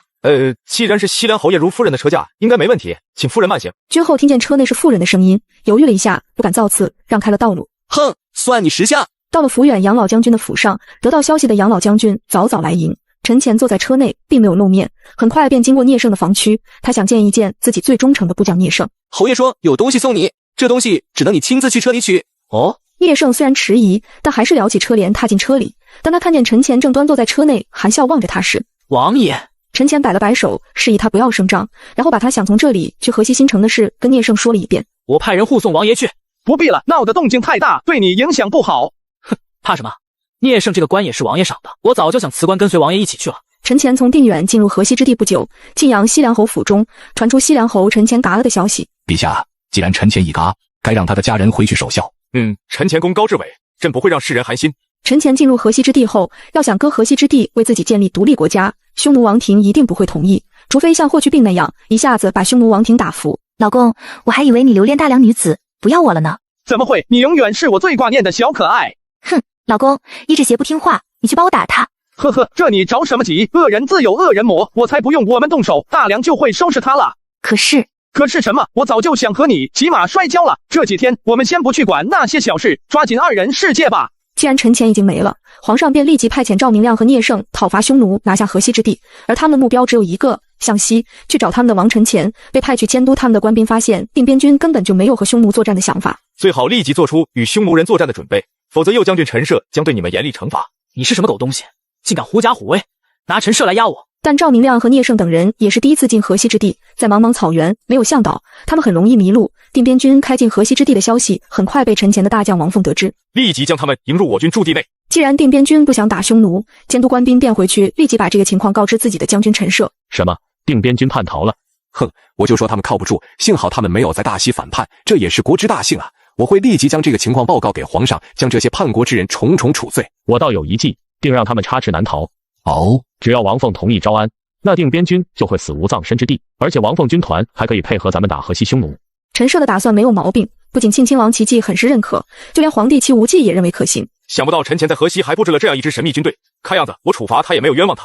这小子根本就是想把河西据为己有，立即下诏封王凤为镇西将军，所不立即将叛逃的定边军就地缴械俘虏，赵明亮和聂胜等定边军将领送回大梁治罪。当王凤将皇帝的旨意告诉赵明亮和聂胜等几位定边军将领时，赵明亮等人也是惊出了一身冷汗。呵呵，戚无忌气量太小，不能容忍，一个镇西将军就想收买我，也太小瞧我王凤了。去告诉你家将军，要想要我回大梁，还需要更大的筹码才行。远在新城的陈前此时也得到了定边军全军进入河西的消息，令赵明亮等人立即率部向西赶往新城，协助马韬防御匈奴南下，同时向西支援李大勇的后商队，防止西域人趁机抢夺河西的地盘。皇上令陈涉出兵降服王凤，王凤便派出使者与他谈判。就凭你们几句话就撤军，是不是太没面子了？陈涉也看得出来王凤是无法轻易打败的，就算能打败王凤，那些在右贤王领地大杀四方的定边军一来，他也得撤走，因为大梁已经没有实力来控制这片土地了。现在撤军是战略性转移，是为了帮皇帝靖难，这是有功的，是对皇帝忠心的表现。如果被我们打败了再撤回去，是无能，是火上浇油，恐怕你不仅没有功劳，皇帝一生气还会给你治个罪。有道理。陈涉一听如醍醐灌顶，我擦，这利害关系分析的透啊，对方是何许高人啊？说了你也不信，你的对手可不是泛泛无名之辈，是名震大梁的西凉王陈前本尊。西凉侯陈前，他不是已经嘎了吗？陈涉心里一惊，西凉王陈前的威名可是如雷贯耳。他虽然是世家出身，但对这个充满传奇色彩的人物也是心怀崇敬。毫不夸张地说，陈前的文治武功可是激励着大梁一代热血青年的。话我已经说了，你也可以把这个消息带给大梁皇帝。王爷还让给你们皇帝捎一句话：此处不留爷，自有留爷处。陈王爷天生就是当王的料子，既然你们大梁容不下，那陈王爷自己单干了。而且陈王爷明确说了，河西之地他要定了。感谢关注，下期再见。他在2年之内被嘎了2次，但却还活得好好的，而且拥有10多个老婆和几万大军，一招狸猫换太子，直接把皇上搞蒙圈了。这怎么回事？难道朕的光腚娃娃王焕之也联合陈前一起骗朕？陛下，现在的问题不是追究西凉相国王焕之的罪责，匈奴人已经打进来了，咱们大梁北部几个州现在都成了战区。这个时候最要紧的是制止匈奴人继续南犯，而能解决这个问题的人，您觉得是谁呢？传朕旨意，既然西凉侯陈前没死，那是国家之幸，现在重新封陈前为西凉王，总督大梁北部战事，只要能驱除匈奴，之后所有北部州县之事都归西凉王陈前的统领，所纳税收也归西凉王支配。现在也只能去求那个叛逆之臣了。匈奴单于得知自己的姑爷子陈前还活着，十分意外。去到河西找我女儿伊美奴，问问到底是怎么回事。女婿陈前不是死了吗？怎么忽然又活了？当陈前知道老丈人派人来看他的时候，也是表示十分高兴。我家单于感谢你给伊美奴撑腰，保全了伊美奴的河西之地，这事儿我家单于非常高兴，毕竟我们都是一家人嘛。呵呵，我想我老丈人是误会了，现在河西之地是我的了，确切的说是我大梁国的。伊美奴已经不是河西女王了，她是我的王妃，以后我打下的江山都有她一半儿。这回去告诉我父亲，我老公要在河西称王，国号大梁，让他不要再担心我和河西之民，我们过得都很好，比过去要好很多。当邢亮听说陈前还活着，而且在河西干得有声有色时，邢亮一时间哭得如同孩子一样。王之涣，现在我就要领新军去投奔咱们大王去，你去不去？你不去，咱们以后就掰了，咱们谁也不认识谁。如果大王真还活着，我去。大王对我如再生父母，我要是不去，就不是娘养的了。皇上派了户部尚书王猛去和陈前交涉，陈前一见到王猛的面，就亲热地问候道：有朋自远方来，不亦乐乎？王尚书能不远千里来看我，本王实在是高兴的紧啊！这让王猛心里升起一丝希望，西凉王陈前还是很念旧的嘛。不过，当他想拿出圣旨对陈前说明此番来意时，却被陈前打断了。王尚书好不容易到我这1亩3分地来一趟，怎么能不好好看看？至于什么公事，暂时先放一边吧。你我都是大忙人，难得偷得浮生半日闲啊！好，来尝尝，这是伊犁的椰枣，这是哈密的瓜。喂，那个谁，把吐鲁番的葡萄干端一盘来，给王尚书装点儿。我的陈王爷啊，大梁现在有难了，难道您不知道？他是户部尚书，按理说不应该跪一个异姓王的，顶多抱拳施礼就行。哎，快起来，快起来！王尚书，说说怎么回事？王猛长叹一声，将齐无忌重新册封他为西凉王，并请他回去抵御匈奴之事说了一遍，末了又想掏圣旨。呵呵，你觉得我在这里当一个逍遥自在的大梁国主好呢，还是去当齐无忌手下的一个异姓王好呢？这大王您也是大梁人，又怎么肯眼睁睁看着大梁陷入水火之中而不去救呢？哈哈，我倒是想做大梁的忠臣，可惜大梁害怕我有异心啊！我在凉州那块兔子不拉屎的地方当个王，皇帝都成宿睡不着觉，生怕我反了，又是裁军又是分地的。现在我有这么强大的军团，又拥有这么大一片高于之地，现在我回去，齐家难道不怕我夺了他的天下吗？陈前的反问让王猛脸上一阵燥热，看似无情，但其实也很在理。王猛是政治老手，又如何听不出来呢？不知王爷在大梁最挂念的是什么？呵，亲不亲，故乡人，我在大梁也没什么牵挂，唯一忘不了我在定边郡的亲人，还有治下的凉州百姓而已。不过都过去了，个人自扫门前雪，莫管他人瓦上霜。他们既然是大梁的臣民，那就要随着大梁的国运，皮之不存，毛将焉附。所以真到那个时候，我还是希望他们能到河西来，我这里一定欢迎他们。我明白王爷是什么意思了，等我回大梁，把王爷的要求跟我家皇帝说一下，这事儿成不成，可就在他了。呵呵，既然如此，王大人，我就不留你了，因为匈奴王派的使臣已经等我多时了。不过你放心，我还是把大梁人当贵宾的。所以他刻意把匈奴使臣晾在一边，因为对方也清楚，如果陈前和大梁结盟，北方那几个州郡基本上就没匈奴人什么事儿了，恭恭敬敬的奉上带来的礼物。这多不好意思，本来应该我带东西去看老丈人去。收了礼，那就要办事儿，这才是讲究人。陈前当然懂得这行的规矩。说说吧，我老丈人派你们来，想让我做什么事儿？我们大王说了，他很高兴看到你把河西经营的这么好，他也支持你独立建立一个汉国，并且不允许其他匈奴部族打扰你。毕竟伊美奴是他最心爱的女儿，你又是他最欣赏的姑爷。你们大王还说了什么？我们大王还说，河西的地方很大，足够王爷你骑马驰骋，所以希望王爷您不要插手他和大梁之间的事。还有什么事儿？没有什么了。那我说两句哈。首先，我大梁国是我指挥手下的勇士打下来的，不是谁赏赐的封地，所以不管你们谁承认我在河西之地主权也好，不承认也好，都没几把所谓，我就站这里了，不服就来干我啊！你先等会儿，听我说完，你再发表意见。第二点，也许你们也知道了，大梁皇帝已经找我了，要我回去当北方之王，也就是拿土地做代价来打你们，但我暂时没同意，毕竟都是亲戚里道的，也不能说翻脸就翻脸。不过说到底，大家都是为了利益而来的，一块肥肉就那么大，谁也没权规定别人就不能吃。至于吃多吃少，吃哪一块，我觉得还是大家商量着来为好。陈前的意思已经说得很明显了，他要在大梁分一块地，这地就算匈奴王不同意给，大梁也会主动给。结果就是陈前帮谁的问题。行了，你也别寻思了，反正这事儿你说了也不算，还是赶紧回去跟我老丈人商量商量，最好在我没出手之前把这事儿定下来。老公，你也太棒了，我好喜欢啊！不过我爸毕竟养我一回，你多少得给他老爷子一点面子嘛。好，我的小宝贝，我给你面子，暂时谁也不帮谁。你不是早就想骑马了吗？我这2天就带你出去打猎去。好啊，打猎去了。当齐无忌听王猛小心翼翼地说出陈前的出兵条件时，气得呼的一下从龙椅上跳了起来。他陈前想趁人之危，这哪里是圣人子弟，又哪里来的礼义廉耻？看样子这次要是舍不得孩子，绝对套不住狼了。陛下，老臣以为当前时局，做壮士断臂之策也未尝不可。陛下，恳请陛下调集整个南方的军队前来守卫京师。匈奴人虽然在北地取得了一些胜利，但在函谷关一带，我军的防御正在加强，匈奴人一时还打不过来。正所谓一而战，再而衰，三而竭。他们的攻势已经是强弩之末，而我大梁屯兵全军上下都团结一心，要为陛下收回大梁所失疆土。至于陈前那个乱臣贼子，只要令卫将军陈涉严守大西，并协调那些仙灵羌人在西北边境游动，不让他过来，谅他也威胁不了大梁的江山。陛下，臣也愿戴罪立功，率陇西军出师北上，讨伐匈奴王。这话我爱听。齐无忌虽然也知道宋熙说的是实情，但情感上他还是愿意看到田丰和刘伯当等主战派的态度。陛下，定边军的实力实在不容小觑，而魏将军陈涉地军队未必能挡得住陈前的铁蹄。一旦他和匈奴王联合起来，我大梁危矣。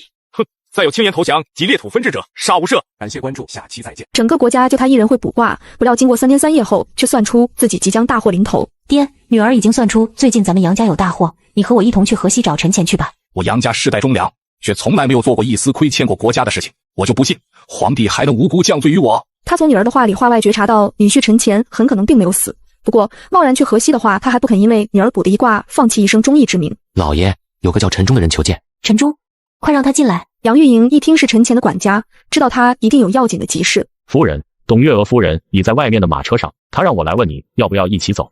杨玉莹一听当然想走，但他又舍不得老父亲。你走吧，你是陈前的人，他在哪儿你就应该去哪儿服侍他。我这么大岁数了，生是大梁的人，死是大梁的鬼。杨玉莹无奈只好辞别了父亲，和董月娥一起秘密前往河西巡抚。董月娥和杨玉莹2人走后，朝廷就传来了彝族的命令，陈前的父祖、母族、妻族无论老幼，只要能找到的全部嘎掉。可怜杨老将军满门忠良也被牵连，一家好几10口全被嘎掉，就连原在西南当总兵的杨林也未能幸免。周可欣为了活命主动举报邢亮，说他早就知道陈前没死，还一心想要投奔他去呢。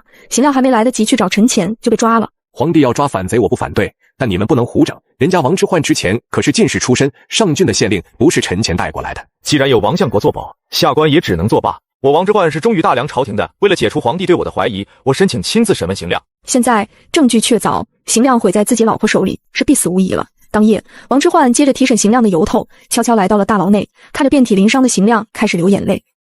窝囊废，你哭什么？我又不恨你，我知道你不这样做，咱俩都得完蛋。现在能活一个是一个，你一哭，老子白挨揍了。不是啊，大哥，我是提前给你吊丧呢。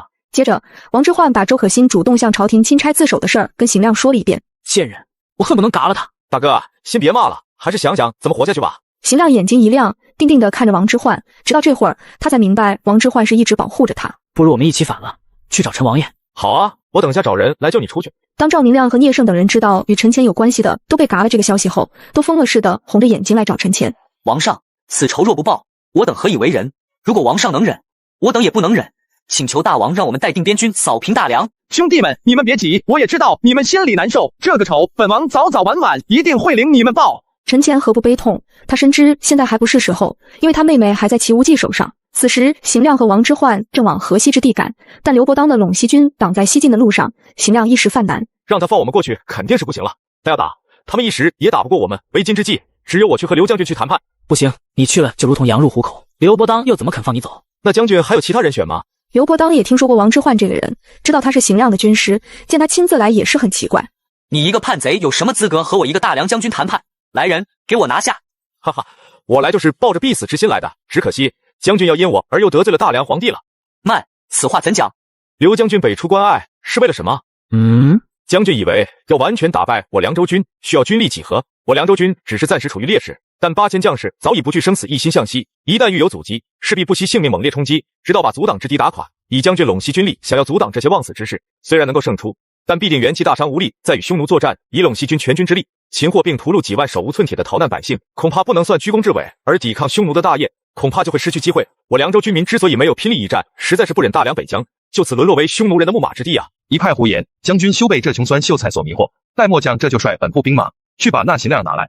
你有枪吗？你有威远将军大炮吗？但是我有。如果刘将军答应放我们一程，我必将奏明大梁王陈前，让他资助刘将军些最先进的军火，以对付匈奴人。到那时，刘将军可是公载史册的民族英雄，而不是内部相争拿逃难百姓逞英雄的蠢蛋将军。你大胆！不得无礼！你果真能替本将拿到军火？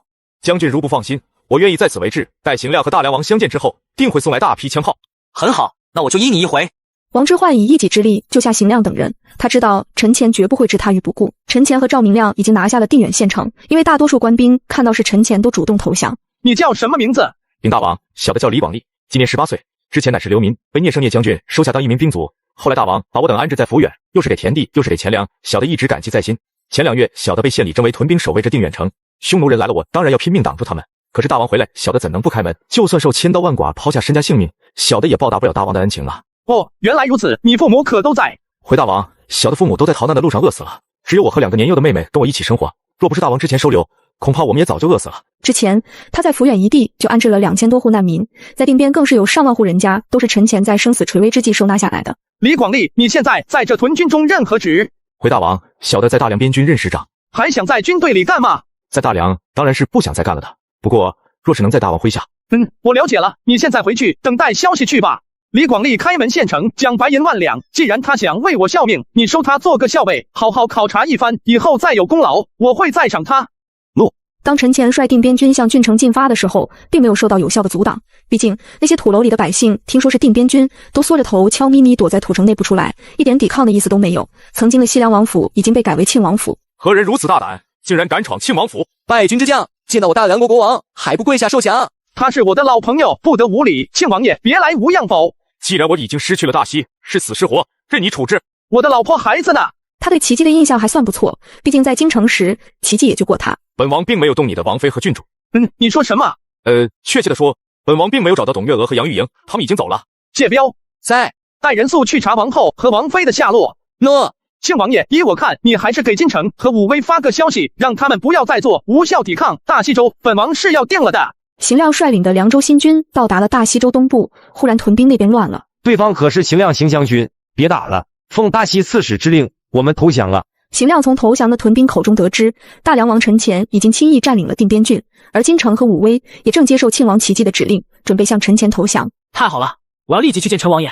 谢彪得知自己的父亲惨被杀害后，带人直接去抚远县，把包括县城在内的大小官吏嘎掉了好几十，吓得抚远县内家家闭户关门，还以为大梁军要屠城。国有国法，家有家规。谢彪，你犯下如此大错，也不能再在我的亲军里待了。现在大西州刚并入大梁国的版图，谢彪就闹出这么大的乱子，如果不处理，那以后立功的将军们都随意杀害百姓，大梁就没个治了。感谢关注，下期再见。方圆10里就只有一个女人，每次路过此地都会让他们垂涎欲滴。这一天，不远处来了一队人马，快看，有女人！此时负责值守的兵士见那群人中居然有2个年轻女人时，眼睛都绿了。把他们放进来。陈忠，你确定这里是大王的领地吗？董月娥感觉到守城军士那双双如狼似虎的眼神，心里一阵发毛，不由紧紧抱住襁褓里的郡主。回夫人，看旗帜，这里应该是王凤的部下。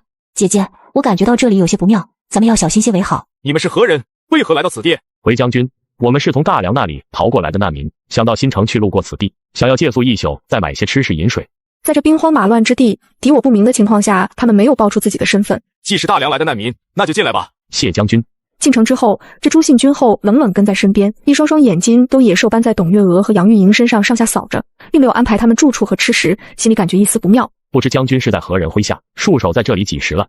哼，此乃军机要事，岂是你等普通百姓能打听的？将军，这是一点小意思，还请将军笑纳，全当是买水买吃食。既是投奔到我大梁国的子民，些许吃食，又怎么肯收你们的钱？实不相瞒，我们还有急事要赶到新城去，如果将军能卖给我们2匹马最好。呵呵，怎么想要走了？这些人是探子，给我拿下！别动手，你们误会了，我们不是探子。是。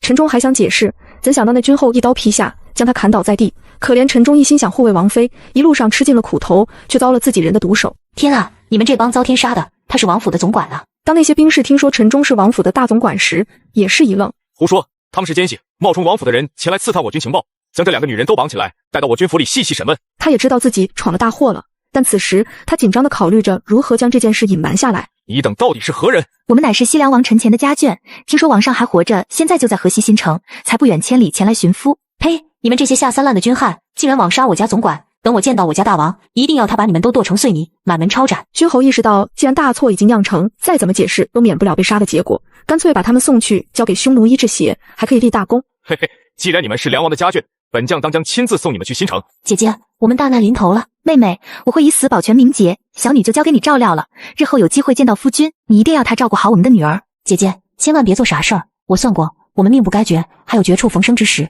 此时的朱军后正在给兵士们洗脑。我等从凉州起兵，一直打到这里，能活下来全凭自己祖德的护佑。我等在这风沙之地，与那羌人和匈奴对峙厮杀已1年许，依然不见换防。我等皆是血气方刚之人，别说家世，甚至连个女人都见不到。那大梁王陈前说的虽然好，可是他的王恩何时能降到我等的头上？现在我等不但无功，又闯出这般大祸来，即便伏法也难免一死。不如跟我反了大梁，将这2个王妃送到匈奴人那里去，也换得个官爵，不枉一生。那些兵士也都参与了诛杀陈忠等人的事，他们本来是勇猛的战士，但此时被朱军后一鼓动，也都同意叛逃。陈前借着开除谢彪为由头，实则是让他秘密寻找董月娥和杨玉莹的下落。怎奈逃往河西的百姓甚多，所以要找起来十分困难。将军，王后被朝廷追杀，必定会隐姓埋名，改变身份，从荒僻之处走，所以我们最好去那些无人光顾的卫所那边打听一下为好。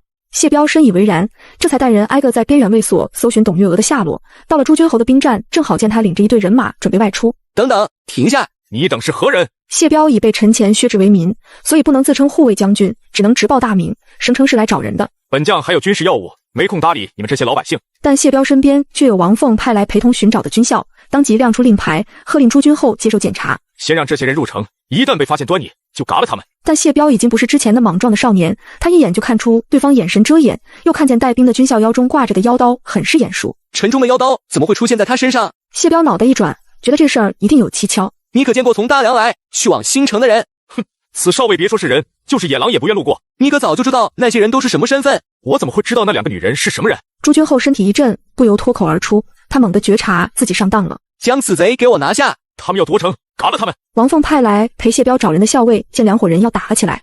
大胆！你们竟敢叛乱吗？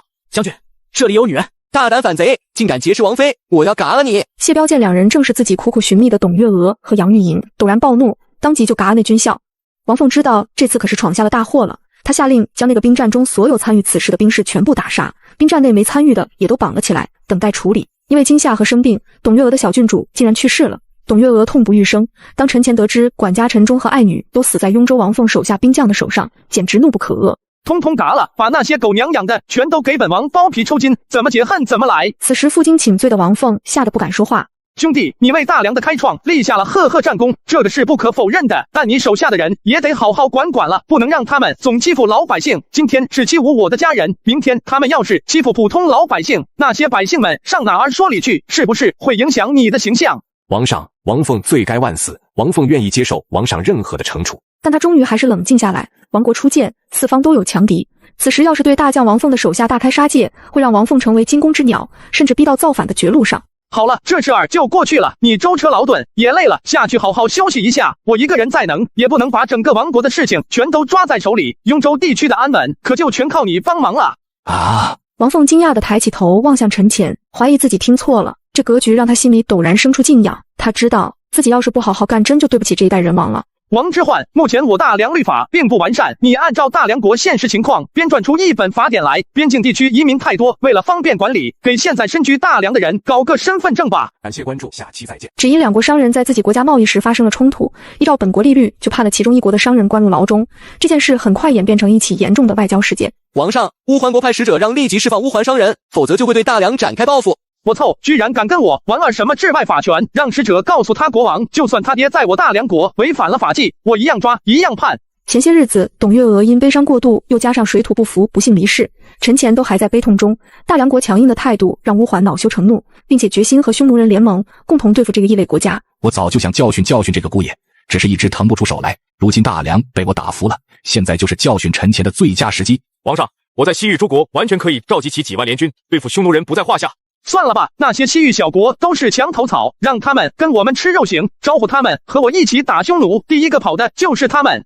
大梁的兵力是有限的，总共就3-4万，而且国土狭长，南北纵深很浅，要全面守卫这么广大的疆土是不可能的。对于放弃凉州，邢亮和赵明亮也有些犹豫，毕竟他们在西北3郡起家，而西北3郡也是大梁的工业基地和粮食基地之一。舍不得孩子套不住狼，如果不放弃凉州，我们就会被匈奴包围起来，再也无法实施大兵团作战了。就像打右贤王一样，直接把匈奴王庭给端了，让他们再也不敢来了。咱们现在面临腹背受敌，把匈奴王庭端了，我们就能消停了吗？真的把匈奴王打残了，对谁最有好处？当然是大梁齐无忌了。接下来，陈前开始让河西各州县的官员安排百姓有步骤地撤向祁连山，在山的南侧是西王母国，这也是他为大梁国准备的避难之地。别哭了，地他们拿不走，等仗打完了，咱们回来继续种，只要人活着，一切都有希望。哎，这样的日子啥时候是个头？本来以为跑来大梁国，一切都会好起来的。陈胜、吴广，你们俩怎么不跟着走？木哥，我们不走，家里刚请人修了房子，不能就这么让匈奴人给烧了。他叫李牧，陈胜和吴广都是他的同乡，这次跟着邢亮一起来投奔大梁国。木哥，梁王怎么会怕匈奴人？前阵子他不是率定边军把右贤王那伙贼寇杀得好过瘾？上头有上头的想法，我们当百姓的只能听从官府的安排。木哥，我们哥俩决定了，不走了，就留下来，看那些匈奴人能把咱怎样，大不了就拼了。拼了，就凭你们？木哥，所以我们才找你商量。大梁王手下的将军们都拿那些匈奴人没办法。哼，那些将军们只会排兵布阵，论打仗，我觉得木哥比他们更强。就是啊，大丈夫生不逢时而已，王侯将相宁有种乎？他们长期生活在北部边地，和匈奴人打交道的时候多了。李牧曾在边军服役的时候，用计杀死过3个凶悍的匈奴骑兵，被乡民当成大英雄。快走，队伍要开拔了，再不走就落下了。还有谁准备留下？木哥，前面树林里还有10几个壮小伙，等下叫他们都过来吧。木哥答应带我们护着这里。木哥，有你带着我们，大家都安心。既然大家都愿留下来听我的，那就不能含糊。那是自然，我们都乐于以木哥马首是瞻。陈胜，告诉大家，尽量多搜集弓箭等护身之物。匈奴的兵马如同潮水般涌向大梁，这是大梁国自建国以来首次遇到的最严重的生存危机。陈前采取坚壁清野的政策，准备集中优势兵力，用运动战对匈奴人实施各个击破。昨夜有士兵被暗杀，这个村一定藏着陈前的主力部队，立即将那里包围起来，见到人一律撕拉撕拉地。木哥，匈奴人来了，咱们怎么办？别慌，先进地道，给我搜。折腾了2个时辰，他们差不多把村里的蚯蚓都杀光了，也没看到一个活人。那些汉人胆小得很，都吓跑了。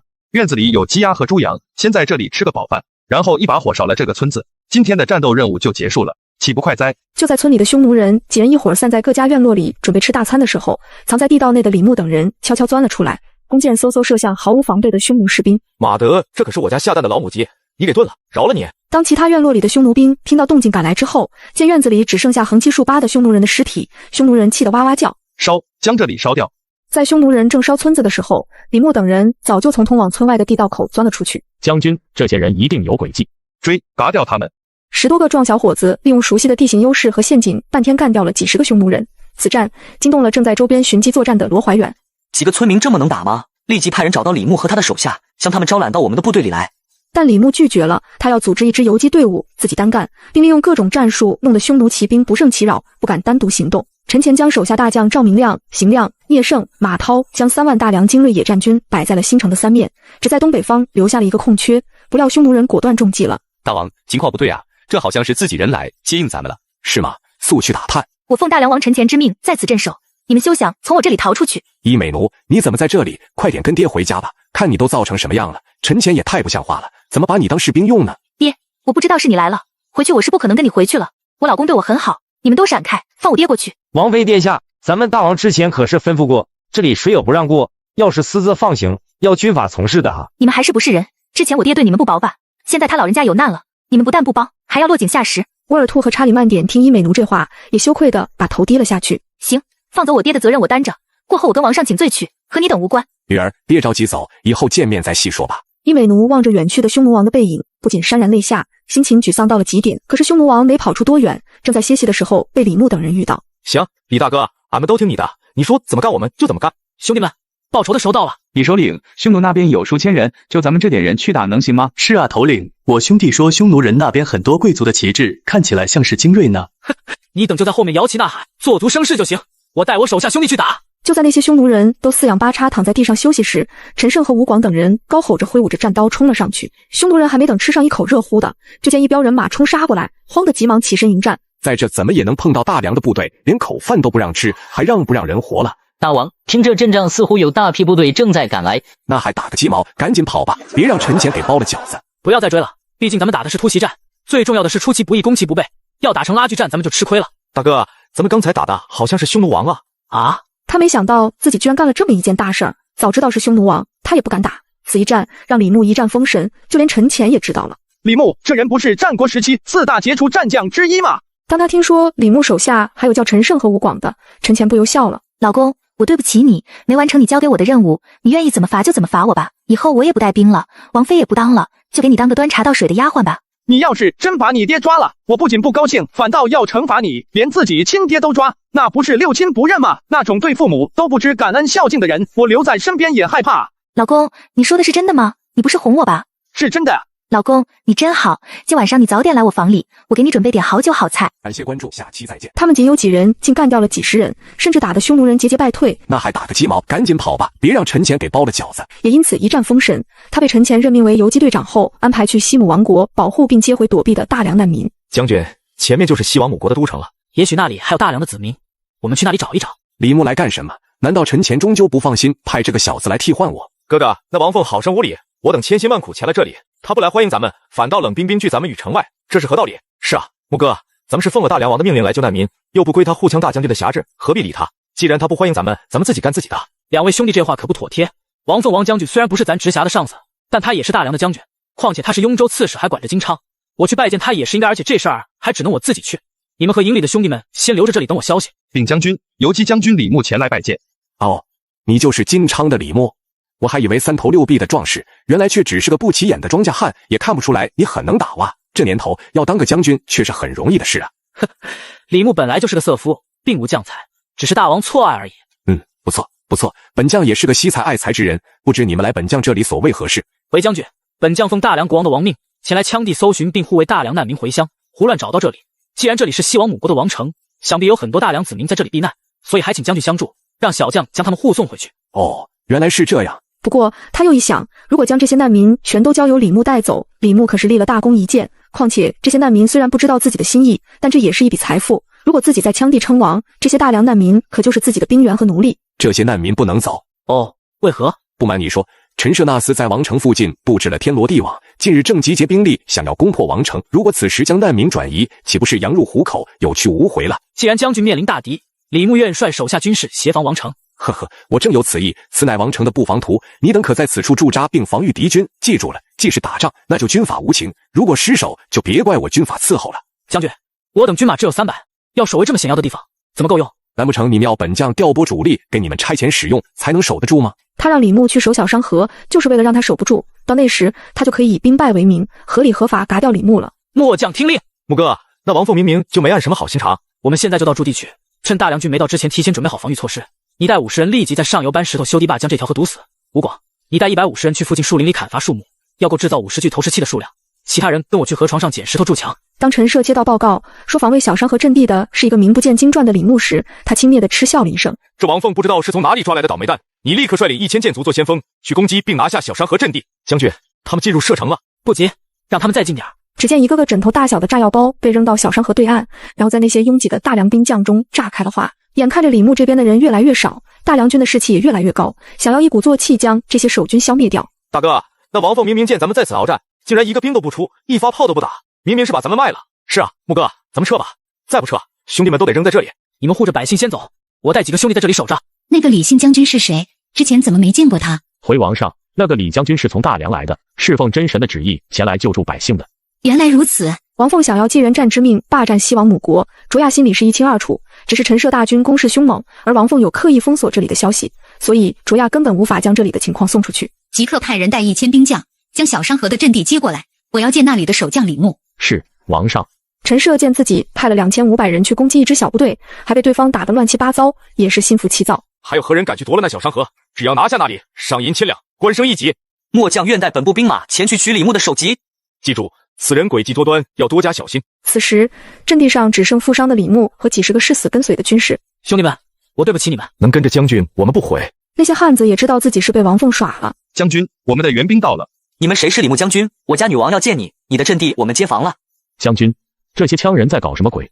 哼，调集重炮，瞄准小商河阵地，只要陈涉的兵马过来，就给我轰。诺。李将军，你辛苦了。西王母国永远感谢你和你忠勇的部下所做的一切。自从大梁入侵我国，我一直虔诚祈祷真神的降临，也许你就是真神派来解救我西王母国危难之人。形势危急，卓亚也不再隐瞒，他交给李牧一封密信，要他无论如何要以最快的速度交给陈前本人，否则我西王母国恐怕以后再也不会存在于此了。请女王放心，李牧一定不辱使命。我这里有一条密道可以通向王城之外，我会让人引将军从密道出城。李牧刚走，王凤的人就到了。王将军叫我把李牧带回去，好好慰问。他已经不在了。王凤深知卓亚明显是让李牧给陈前送信去了，为今之计只有投靠大梁，让大梁封自己为西羌的王，借助大梁的力量来制衡陈前。哼，将西王母国王宫封锁起来，所有人没有我的命令不得擅自出入。他要挟持西王母国国王卓亚，借以号令西王母国各部，最终达到控制整个西羌的目的。此时，陈涉在王城外围也遭到了惨败，正郁闷地盘算着是否撤军。这时，王凤派来了使者。我们将军说，只要大梁皇帝封我们将军为西羌的王，他就会承认大梁为宗主国，并世世代代称臣纳贡。这不错呀，不用打就把西王母国给拿下了。王将军肯弃暗投明，这是好事。不过我也做不了主，这事儿还得请示我们皇帝齐无忌。这个王凤一点特么节操都没有，老子对你也不薄啊！王上，西王母国国主已经被王凤软禁，西王母国随时会被灭国，还请王上速速发兵，挽救西王母国与大厦将倾之际。我知道了，你先下去好好休息，我自有打算。王上，末将请求再回西王母国。李将军，我知道你忠君爱国是个难得的人才，执行这个任务非你不成，但你负了伤，还是在我这里安心养伤吧。至于去西王母国执行任务，我再琢磨一下，派别人去。我身体没事儿，跟小伙子似的。不信大王你看这肌肉块，要不我再给您练套刀法瞧瞧。我相信，那这次可就看你了，我在新城等你。王上，末将一定不辱使命。邢亮，你手下的兵士都是凉州的，现在你就带着这些人去把凉州再给我打下来。诺，等我打下凉州，一定把那个背叛我的娘们给抓起来剐了。感谢关注，下期再见。都说是金子总会发光，他凭借自己的胆识与勇猛击碎了敌人，于是受到国家的重视，被调去拯救自己的盟国。我的国家正在经历磨难，我怎么能丢下我的百姓一走了之呢？如果真神再不出手，那西王母国则会彻底被王凤篡夺，并成为大梁进攻河西的桥头堡。我会想办法解决这件事情。陈胜他们现在何处？他们还好。我会去找王凤，并要求做他的部将，这样就可以找机会嘎了他。西王母国是否还能存在？一切都在将军。大哥，你怎么回来了？兄弟们，我不会丢下你们自己求生。干嘛？大哥，我等都豁出去了，与其被王凤杀死，不如拼一把。你们回去告诉国主，是诚意。王凤这个人爱喝酒，常常喝得酩酊大醉。一天晚上，李牧悄悄摸进王凤房间，直接将他嘎了。将军因何而死？为何你先到这里？我到这里来，本是想向王将军汇报喜讯，谁知忽闻噩耗。我俏里挖的，老子看你才是真正的杀手。李牧随即掏出陈前给他的短5刺，送了王欢一颗花生米，当场击毙。王凤高欢叛变大梁王已被处决，其他人等只要帮助清除叛逆，就可脱离干系，官升一级。你们谁去大梁一趟，和陈前好好说说，让他不要再和匈奴人搅和在一起。陛下，若不然，老臣亲自去一趟河西，毕竟我和陈前还有办事之意。说起话来，陈前还可能给我些面子。老爱卿，你宋熙现在已经被他封为宰相，一人之下，万人之上，能在这个时候站出来，其中心可谓日月可见，可以说是鞠躬尽瘁，一心为了王朝。冠之，宋老年纪大了，一路上舟车颠簸，长途跋涉很是不方便。你正当壮年，又和陈前搭过班子，这套你先去打个前站。如果陈前不肯，最起码也探探他的口风和真实意图，然后再让宋老出面解决。这陈遵旨。陈前这个孩子啥性格我也知道，他是吃软不吃硬，顺毛撸他行，不管成不成，千万别呛茶说话。谢谢老大人的栽培和提醒。冠之，好久不见你了，我很想你。今晚我找个地方，再找几个过去在凉州一起的同事，咱们喝点儿。那个，你看我们皇帝的意思，您看懂了吗？有没有什么不清楚的地方？我再帮您解释解释。不用看了，根本就不能实现的事，说他干嘛？其实我也明白王上的意思，我家皇帝就是开个价，你可以还一下，至于多少都没关系，能成最好，成不了也让我们知道一下王上的心理价位。最次，咱们还可以交个朋友，等下次有机会的时候，咱们再合作。呵，可以还价啊？当然可以，要不怎么叫谈判呢？那我就不客气了，告诉你家皇帝，我不仅想要把凉州和朔方变成我大梁的州地，还想去京畿看一下，毕竟那里也有很多老熟人儿。王上，呵呵，相国别聊了，还是吃饭去吧。今晚王上安排，明天我请你。哦，吃饭就不吃了，我还有些事儿，也许明天就赶回大梁去了。放心，在大梁没有一顿烤羊肉串解决不了的事儿，如果有，那就2顿。行，知唤，我知道了。冠志啊，多吃点，在外面吃也就这个味儿，还不如我的烧烤师傅做的有味道呢。是啊，王相国，您好不容易来一次，今天我家大王高兴，以后您还得常来常往。酒过3巡，说了很多在西凉国的事儿之后，陈乾话锋一转，忽然提到了他最关心的事儿。我妹妹现在过得怎么样啊？贵妃娘娘她现在挺好。挺好是怎么个好法啊？王上，贵妃娘娘她在宫里每日靠织布和做鞋打发时间，贵妃说她喜欢过这样平淡的生活。好了，王上息怒，这次前来大梁，我还刻意去问了贵妃娘娘有没有什么话要带给您。娇儿说什么了？贵妃娘娘说她一切都好，让王上不要担心她。你回去告诉齐无忌，我妹妹好了，我就高兴。她有什么要求，我很可能会答应她，但如果她对我妹妹不好，就算在她远在大梁，我也有办法找到她。是。陈乾说完起身就走了，王冠志才反应过来，自己此时不是西凉国国相，而是代表着大梁国体的外交使节。弱国无外交啊，弱国无外交，我王冠志今日可没脸再回大梁去面见皇帝了。王兄千万不要太过在意，今日是私宴，无关国体国格，王上乃是性情中人，他也只是把咱们当成了兄弟，如果他对你彬彬有礼，你恐怕会更加无所适从了。也对，老弟啊，实话说，你在这儿干的怎么样啊？挺好啊，大王那个人你也不是不知道，性情中人嘛，而且还高瞻远瞩，气魄非凡，绝对是一代雄主。怎么想来我给你介绍介绍？不了。其实这件事也有的商量，大王这个人最重情义，如果大梁皇帝肯善待贵妃娘娘，或者让娘娘回大梁省亲，和自己的家人聚聚，没准大王一高兴就答应了你家皇帝的要求了呢，你说是不是？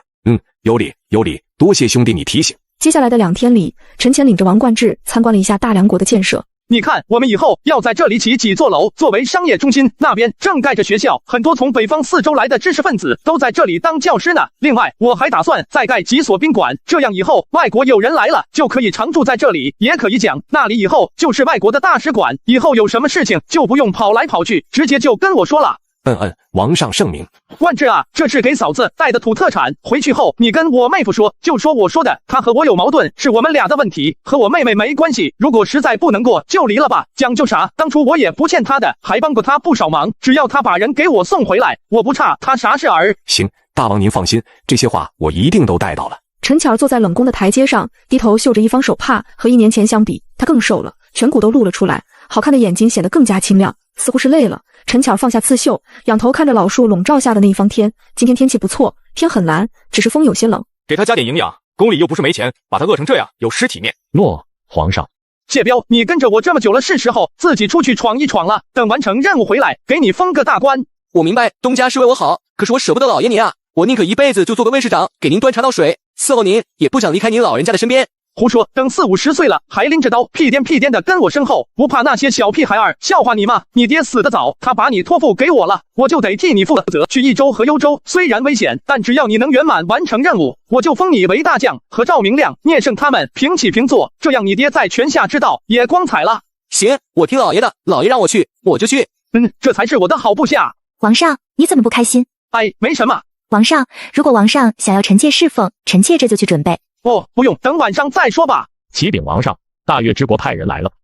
让他们等等，我马上就到。我们的王说，如果大梁王您需要，他可以派遣兵马攻击乌桓和柔然，但他怕这2国有匈奴人撑腰，所以请求大梁国也派兵，两路夹击这2个叛逆小贼。你们大王还说什么了？匈奴右贤王在敦煌被李大勇打败之后，知道在大梁占便宜恐怕不可能了，因此怂恿乌桓和柔然等国一起攻击大越之国。我知道了，你回去吧。大勇啊，你看这事儿怎么办才好？大哥，你意思是让我以西域都督的身份去办这件事呗？呵呵，还是你小子聪明，知道我为啥闹心。那我有个条件。说，我能办到的，我尽量办。把你那啤酒给我弄10箱，还有那个啥西鹏特饮。就这么？那葡萄酒不好喝，一点劲儿都没有。感谢关注，下期再见。他每天要生吃100个鸡蛋，强身健体，虽是国内第一保镖，却从没机会出手。主子见他一身武艺无处施展，于是派他北上抗击匈奴。老乡，我们是敌后武工队，来帮你们打匈奴人的。切，不用，快点走吧，早干啥了？现在你们不是帮我们，是害我们。如果让匈奴人知道，整个村子都会被他们屠了。快走，快走，不然我报告匈奴人了。我擦，你们不是民风彪悍吗？彪悍个勾巴，赶紧走，别墨迹，让匈奴人看见我和你们说话，我死定了。这他妈还不如找伙匈奴人好好干一架呢。将军，你先别着急，我带人去村子里看看情况，看能不能搞点吃的。去吧。你可知道打匈奴的游击队在哪里？我知道，在深山中的一个山寨里。栾廷玉为了不连累村子，带谢彪等人去了山寨。廷玉啊，我们在这里本来好好的，那群人看起来就凶巴巴的样子，也不知道他们的来路底细，万一他们是探子呢？那我们的山寨岂不是完了？来的路上，他们嘎了很多匈奴人，不可能是匈奴人的奸细。敢问壮士从何而来？怎么听口音不像是本地人士？俺们是从西北来的，我家王上不忍看你们这里生灵涂炭，被匈奴人欺负，所以派我们来帮助你们打匈奴人。哦，我等一心寻找抗匈力量，现在找到了，咱们就是兄弟了。爹，他们就是杀死满城匈奴人的英雄吗？哦，英娥，他们是来自西北大梁的壮士，我也很敬佩他们的勇敢。这样吧，既然壮士来了，我也得尽地主之谊，今晚摆酒给壮士们接风，连喝3天，要不等壮士走了再相聚就难了。什么叫再相见就难了？这是不想留下我们一起打匈奴啊？饭我们就不吃了，我们还要找打匈奴的人的，告辞。干爹，为啥不留他们？咱们本来就人少，他们来了，咱们的声势就大了。哼，女儿家懂什么？留下他们，早晚是我们山寨的祸患。怎么样，老大，咱们大部队这就上山吗？上个鸡毛山，那个难民头领一看就猥琐无能，我们要上去还不得憋屈死？那咱咋办？咱们也立个山头，反正抗匈的力量又不止他们这一家，等咱们打出名气来，自然有人投奔。那些贼人一定都躲在山上，给我杀，一个都不留。首领，你不去指挥战斗，躲在这里干什么？廷玉、英娥，为了保住乡亲们的性命，我宁可不要名节，还是投降吧。投降？咱们寨子里那些老百姓还要不要活了？将军，那山匪首领被匈奴人包围了。那范头领实在可恶，这是活该。走，兄弟们，干他丫的！乡亲们，我是为了大局着想，为了大局着想啊！哎呀，范首领，你可真是个为民请命，连脸皮都顾不得要的头领啊！谢队长，你来评评理，如果你在，是不是也会这样做？对呀，我当然不会守着这破寨子。你们看，连谢队长都这么说。我不会守着这块死地，但也不会投降啊！你们的可别冤枉我，我宁可下山和匈奴人拼死命，我也不会把手下卖出去。刚才那伙匈奴人不也被我打跑了吗？将军，不如嘎了他。哎，先别嘎，留着他可能还有用。谢队长，你做我们的首领吧。是啊，谢队长，你带着大家一起干吧。没想到我干爹这么懦弱，让我当你们首领行，但你们得听我的。让你当头领，我们大家当然听你的了。那我决定，这寨子不能要了，我要带你们去我的根据地去。我等愿听谢首领的号令。匈奴人肯定还会再回来，如果他们见寨子空了，就会循着踪迹往山里找，所以我们还得在这里留一部分人，用来吸引匈奴人，等百姓们都安全转移进山了，这里的人再走。我愿意留下来。你一个女孩子，还是跟着撤吧，打仗我们男人的事儿。哼，谁说女孩子就不能打仗？哦，那行吧，正好山上的人也需要有人做饭。我认识樊城里一个王姓的财主，不过他和匈奴人关系很好，如果能说服王财主卖些粮食给山里的义军，那山里的人就得救了。你不能去，我带人去打县城，直接抢粮。谢队长，匈奴人就等着你呢，你出去攻城，岂不是自投罗网？王贵家虽然和匈奴人走得很近，但他们是身在曹营心在汉。那你小心点儿。放心吧。你胆子也太大了，就不怕我把你送到匈奴人那里去？呵，我既然敢来，就抱着必死的决心。如果王老爷心甘情愿给匈奴人卖命，那我没个说，你愿意送就送吧。银娥，山里那伙带头反抗的人究竟是什么来路？是朝廷派来反攻的先头部队，还是被打散的散兵游勇？他们是大梁国陈前陈国主派来帮助我们抗匈的。大梁国？这有何难？王信，你来何事？爹，我早就在后面听到了，匈奴人残暴不仁，人神共愤。我早就劝你不要与他们为伍，现在有义军反抗匈奴，我等还不支持，难道作壁上观吗？他和英娥一起跟范首领学习经艺，对这个聪慧美丽的姑娘早已倾慕已久。只是秦英娥家境一般，和王家门不当户不对，所以王老爷才一直没有请媒人去秦家求亲。王信，难得你有这等觉悟。孽障，谁说我要死心塌地做匈奴人的走狗？只是这送粮一事若是泄露出去，不但我王家会遭受严惩，就是这一城百姓都要跟着遭殃。爹，我早就知道你不是没有民族大义之人，这个忙你到底帮还是不帮啊？你不帮我可去帮了。王珠扛1袋2袋的，自己倒能解释得过去，可是英娥张口就是要5万斤粮，这么多粮绝不可能逃过匈奴人的眼睛，况且还有很多汉奸盯着。爹，我要娶秦英娥为媳妇，你就说家逢喜事，送些粮食给匈奴人当军粮，然后明修栈道暗度陈仓，把其中一部分粮食给山里的义军，这事儿不就 OK 了？秦英娥也知道自己若是不答应王信的条件，可能这粮食就泡汤了。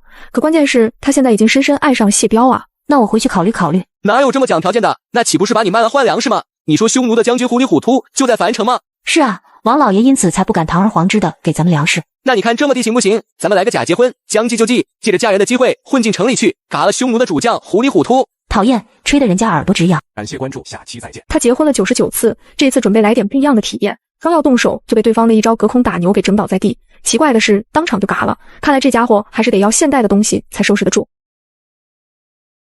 英娥，你没事吧？眼看就要娶到手的媳妇儿就被匈奴人给嘎了，原计划在婚礼上来一场秘密行刺，却不料反被对方暗器击毙。快锁上大门，不要让匈奴人跑出去。那么问题来了，既然已有现代武器，为何不直接掏出香蕉呢？这位小将军，您就是大梁王派来的吧？对，我正是大梁王麾下敌后武工队队长谢彪。可把你们给盼来了，我王佐早就有跟随大王之心，只是一直没有机会和接洽的人。你现在手上有多少人愿意跟我干？100来个家丁，都是忠于我王家的人。行，够了，我现在想把樊城占了，把城里的匈奴人都赶走。你要是愿意，就跟我一起干；你要是不敢去，我自己去收拾他们。王信，你带着咱们的家兵跟着去给你媳妇报仇吧。走，跟我上！我燕赵之事岂能被人轻看？因为王佐封锁消息及时，匈奴兵营里还不知道自己的将军已经被杀。我们是敌后武工队，你们主将糊里糊涂已被我嘎了，速速投降吧！谢彪提着糊里糊涂的首级冲进军营，匈奴兵还没反应过来，樊城就这样落入谢彪手中。伯当准备的怎么样了？再不出兵，秋天到了，等冬天就不好打了。回皇上，臣明日便出军北上。据可靠消息，刘伯当已率10万大军出发，告诉聂胜将部队撤到黄河北岸，能不打就不打。他不是怕自家军队打不过刘伯当，而是10万人一天光是吃喝拉撒的费用就是个天文数字，拖时间越久，敌我态势就越有利于自己。老乡，别担心，我们很快还会回来的。如果你们愿意跟我们走，我们带上你们；如果不愿意，那就在这里等我们。咱们跟着走吧。要是大梁军再撤走呢？哎，还是大梁国的人有福啊，咱们呢就是个苦命人啊。老百姓对大梁军依依惜别，对即将来光复的大梁军队却愁肠百结，几乎忘了自己原本是大梁人。过河后把船都收了，南岸不许留下寸片帆板。伯当，要想过河，等冬天风动吧。我能等得起，就怕你不能啊！命令大军扎营时，尽量避开田地，不要毁伤庄稼。等冬天黄河冰冻之时再过河。刘将军，咱们10万多人也不能总摆在这里不动啊，这样也对不起皇上对咱们的信任。眼看着秋收在即，如果让大梁军收了庄稼，那岂不是如虎添翼吗？郭监军，那你说该怎么办？咱们总不能游过去打他们吧？你说那玩意儿，大军一时间过不去，咱们不会派小队先悄悄过去吗？打他们个措防不及，或者趁秋风大，点把火来，他个火烧连营，不也中吗？到时候皇上问起来，咱们也不至于说什么也没干啊。呵呵，行，我考虑考虑。你若不敢去，那洒家亲自带人去，就算死了也不负皇恩，那也是光荣的事儿。宋克愿替将军过江偷袭敌军，是吗？据说他是郭淮的外甥，非常支持舅舅的战略。刘伯当为了不受监军郭淮的骚扰，也算是给足了面子。呵呵，那好，宋克听令，本将拨你500人马，今夜偷渡过河去对岸侦察敌情。你也知道这边没有足够的船只去支援你们，所以无论完不完成任务，天明之前回来，否则后果自负。得令。这是试探我们虚实的啊！先不要动，放他们过来，然后佯装偶遇，消灭他们。都说大梁军如何得了，这也不过如此啊！杀呀！有人偷营来了，不好，中计了，快撤！但他哪里能跑出聂胜布置的天罗地网？500大梁屯兵被尽数歼灭，就连宋克也被活捉了，送到聂胜帐内。来将报上名来！大丈夫行不更名，坐不改姓，我叫宋克，既然被你擒住，任杀任剐，何必废话？今天我心情好，先不嘎你，等明天再收拾你。聂胜也不生气，让人先把宋克押到一旁去，然后换来一个大梁军打扮的人，告诉你家将军，他今夜送的货我已经收到了，大梁王给他的报酬先让他留着，等大事成了，我等联合起来攻灭了京师，我家大王一定还有重赏。我先替将军谢过大梁王。我凑，我说我怎么上来就中了埋伏了？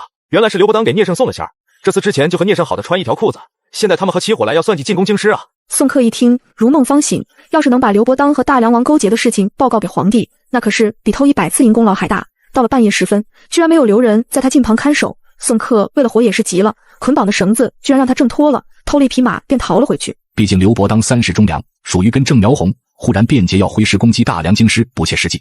就算他有耐心，他手下10万将士就能跟着他去造反吗？舅舅，你不信他造反，那你信不信他敢杀我灭口？第二天天亮，刘伯当听说宋克折损了500人马，自己独自跑了回来后也不奇怪，毕竟他对大梁军的实力很了解，这次全当是一个教训罢了。宋克呢？把他叫来。回禀将军，宋克和郭监军连夜走了，往京里去了。什么？将军，大梁军刚刚送回我军战俘，并说昨晚上宋格得知你和大梁王勾结一事。哎呀，中了聂胜的反间计了！聂胜，我刘伯当的一世英名可都毁在你手里了。终于，在强大的心理和军事的双重压力下，刘伯当决定投降大梁，条件是让手下不愿归降的军士能安全回去。罪臣刘伯当叩见大王。伯当啊，总算把你盼来了。之前我不敢和你过分亲近，是怕齐无忌猜忌你，对你不利。现在终于好了，我们兄弟俩可以爽快的在一起了。现封你为上将军，和5大将位次并列。大哥的心情我理解，但我一个败军之将，刚来就受到如此殊荣，恐怕会让其他将军寒了心。那也行，等你以后立了功，我再封赏也不迟。感谢关注，下期再见。女孩第一次尝试不穿内衣逛街，她每走一步都在观察周围人的反应。旁边一群小可爱看得垂涎欲滴，但他们只是文明观赏，并没有做出过激的行为，吓得小姑娘撒腿就跑。你瞅啥？瞅你咋地？哪里来的黄毛小子？你谁呀？敢这么和我大梁将军说话？大梁的将军？没听说过。我金贵虽然没读过几天书，但也知道幽州自古就是大梁的土地。你们敢进哪儿来哪儿去，否则别怪我不客气。你没听说过我，还没听说过大梁皇帝陈前吗？既然你没听说过，那我就让你好好知道知道。有能耐你就来干我，我等着。在幽州这块地儿，还没有人敢跟我这么说话的呢。行，大哥，幽州有个小子叫金贵，挺傲。你再给我拨5000兵马，加上我手底下的3000人，我要不把金贵打得亲妈都不认，我都不当这个将军了。谢老弟，到底啥情况？要不我去跟他谈谈。杀鸡焉用牛刀，大哥你就在冀州待着吧。一个没见过世面的山野粗人，还用你出手吗？我自己去就行了。那行，你多加小心，集结队伍，咱们得去一趟幽州。啊？去干嘛？找金贵干仗去。谢彪不是刚带人走吗？他打不过金贵，咱们得帮他一把。谢彪带着8000游击军排兵布阵，什么火枪和加特林，还有迫击炮全给用上了。而金贵见势不妙，早就带着自己的嫡系部队跑掉了。不幸的是，他遇到了狙击之王李牧。小子，往哪儿跑？抓的就是你。金贵其实挺能打，否则他也不可能把匈奴人给撵出去，幽州各地的大哥们也不可能推举他做头领。大哥，你咋来了？我知道金贵不是你对手，这不替你堵着这小子呢吗？金贵，你还狂不狂了？这下知道谁是老大了吧？我金贵服了。行了，不打不相识，咱俩的过节就算翻篇了，以后你还可以在蓟县待着。不过你要效忠我大梁皇帝了，要不你跟我混，我还能让我大哥给你个官做。行，你那做地炮有点意思，可不可以给我瞅瞅？这就对了，有句话怎么说了？良禽择什么来着？反正那意思就是跟对了人就成功了一半。李大哥，王上诏令我回冀州了。小彪啊，怎么舍不得我？老李大哥，那倒不是，东家有令，我是指哪打哪，绝不会含糊。那你在幽州有啥未了的事儿？说出来，哥哥给你办。这，哈哈，你不说，我可猜不到了。大哥，我走之后想求你办件事儿。说，只要兄弟张口，再难的事儿我都给你办。就是那个金贵他家的谁，你得好好照顾着。人家一个副总兵，军区副司令，还有人敢上他家找麻烦吗？行，我答应你。不是，大哥，我意思是，金贵家不是有个妹妹吗？你得好好照顾一下。哈哈，说，你是不是相中人家了？女孩叫什么名字？多大了？不是，大哥，我就是觉得那女孩有些像我的一个故人。你意思是你喜欢上了金贵的妹妹？这事儿你是不是得跟皇上知语一声啊？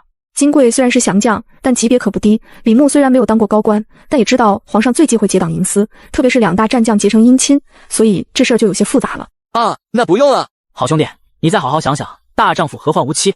就凭你的资历和级别，什么好女孩找不到？要娶多少娶多少。我知道了。李牧左寻思右寻思，觉得这事儿还是跟王上陈前说一下为好。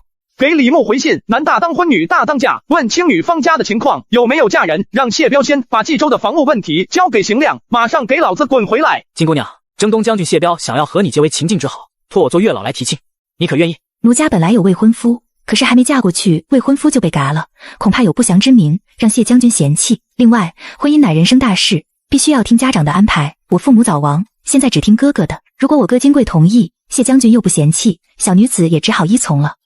不错，你说的很是在理。我这就问问谢将军和你哥哥的意见。陛下，陈谢彪回来看您来了。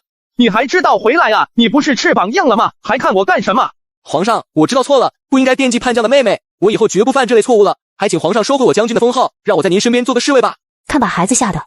哈哈，看在皇后给你说情的面子上，你起来吧，我原谅你了。诺，小的罪该万死，都是小的太混了，气到主子了。行了，你也是个大将军了，还这么孩子气，让其他人看见了不笑话你。你要娶媳妇，总不能让人家注入天地。我给你建了座宅院，你就把那里当新房吧。如果金家小姐不愿意嫁给你，京城里的王公大臣家的女儿随便你挑，反正朕这个主婚人是当定了。谢皇上隆恩。大帅，你看我本来想把李景孝劝回来，结果这人死犟的不回来，我又不能动粗，所以你看您交给我的任务没完成。没事儿，我找你回来并不是这件事，而是另外有一桩好事要跟你商量。什么？谢将军看上了我妹吗？哥，我有些不同意，这人看起来有点花心似的，第一次见我，眼睛就挪不开。老妹儿，咱爹妈不在了，你在家听谁的？父母不在，长兄如父，我当然听大哥的呀。那这门婚事我同意了。谢彪那是我好兄弟，我了解，根本就不是沾花惹草的人。妹妹，咱这是高攀人家了，你能找到这么样的夫家，我这个当哥的也放心了。那行吧，你给那个金贵放几天假，让他护送妹妹来新京成亲，我也想看看这个幽州好汉到底是什么样子，值不值得交往。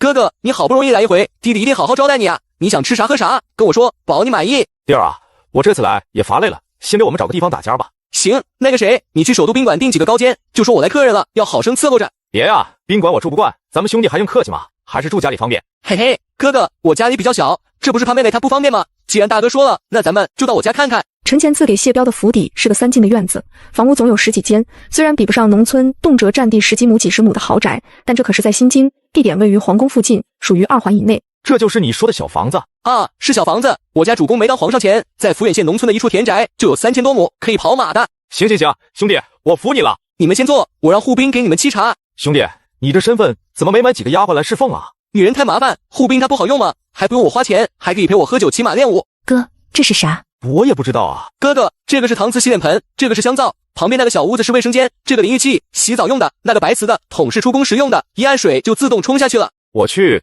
这东西这么神奇！感谢关注，下期再见。他每娶一次媳妇都会带女朋友去参观一下卫生间，因为他家的东西在当时要先进几千年。哥，这是啥？我也不知道啊。哥哥，这个是搪瓷洗脸盆，这个是香皂，旁边那个小屋子是卫生间，这个淋浴器洗澡用的，那个白瓷的桶是出宫时用的，一按水就自动冲下去了。我去，这东西这么神奇！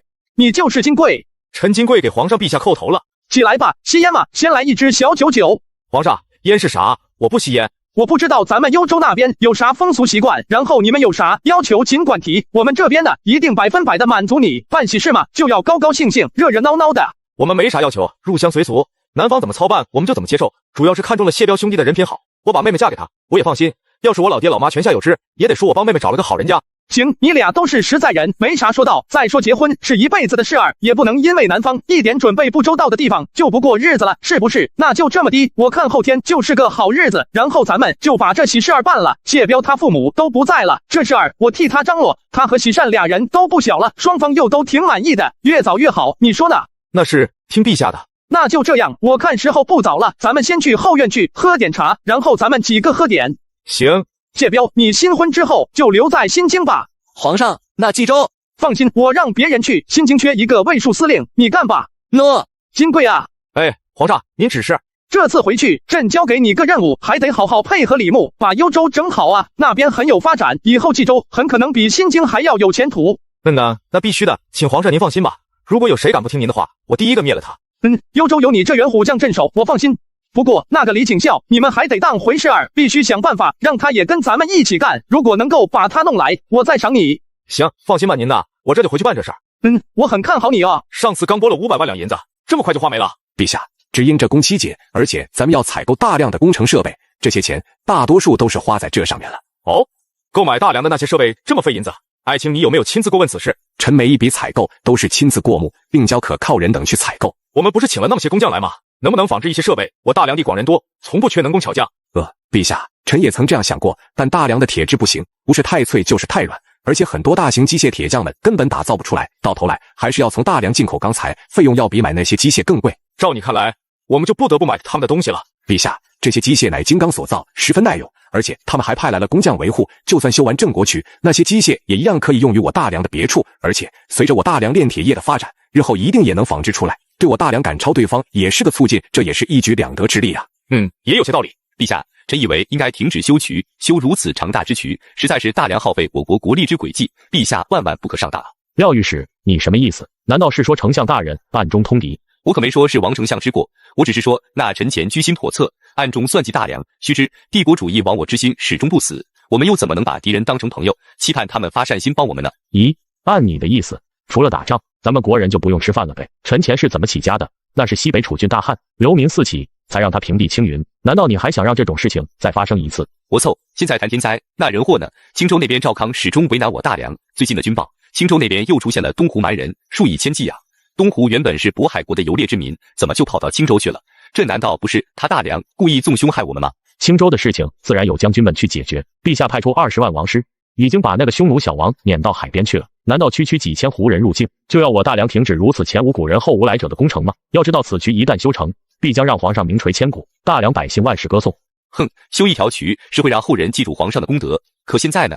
即便你们不看抖音，难道不会到小酒馆大排档去听听百姓们怎么说吗？实话讲，现在很多地方已经民不聊生了，可是你们还在蒙骗陛下，大梁就是被你们这群败类给坑了。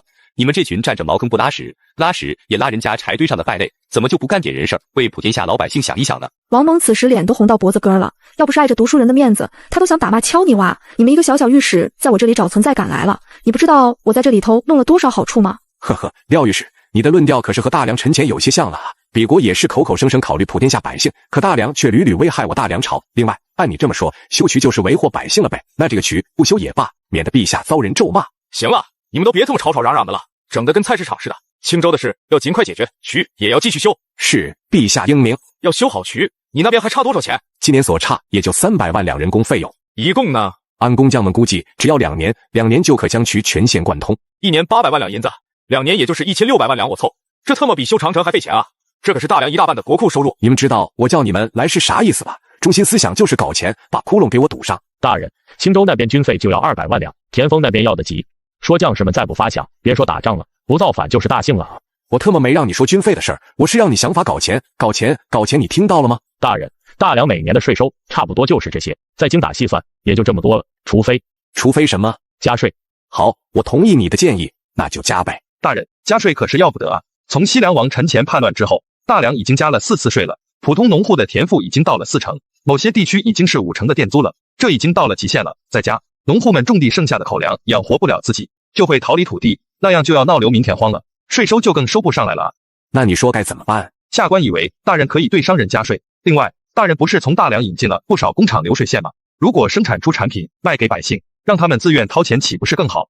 对商人加税，商人就会把商品物价提升，最终还是转嫁给农户，农户没钱买不起，那商品卖给谁去？内循环搞不起来，会引起经济崩溃吧？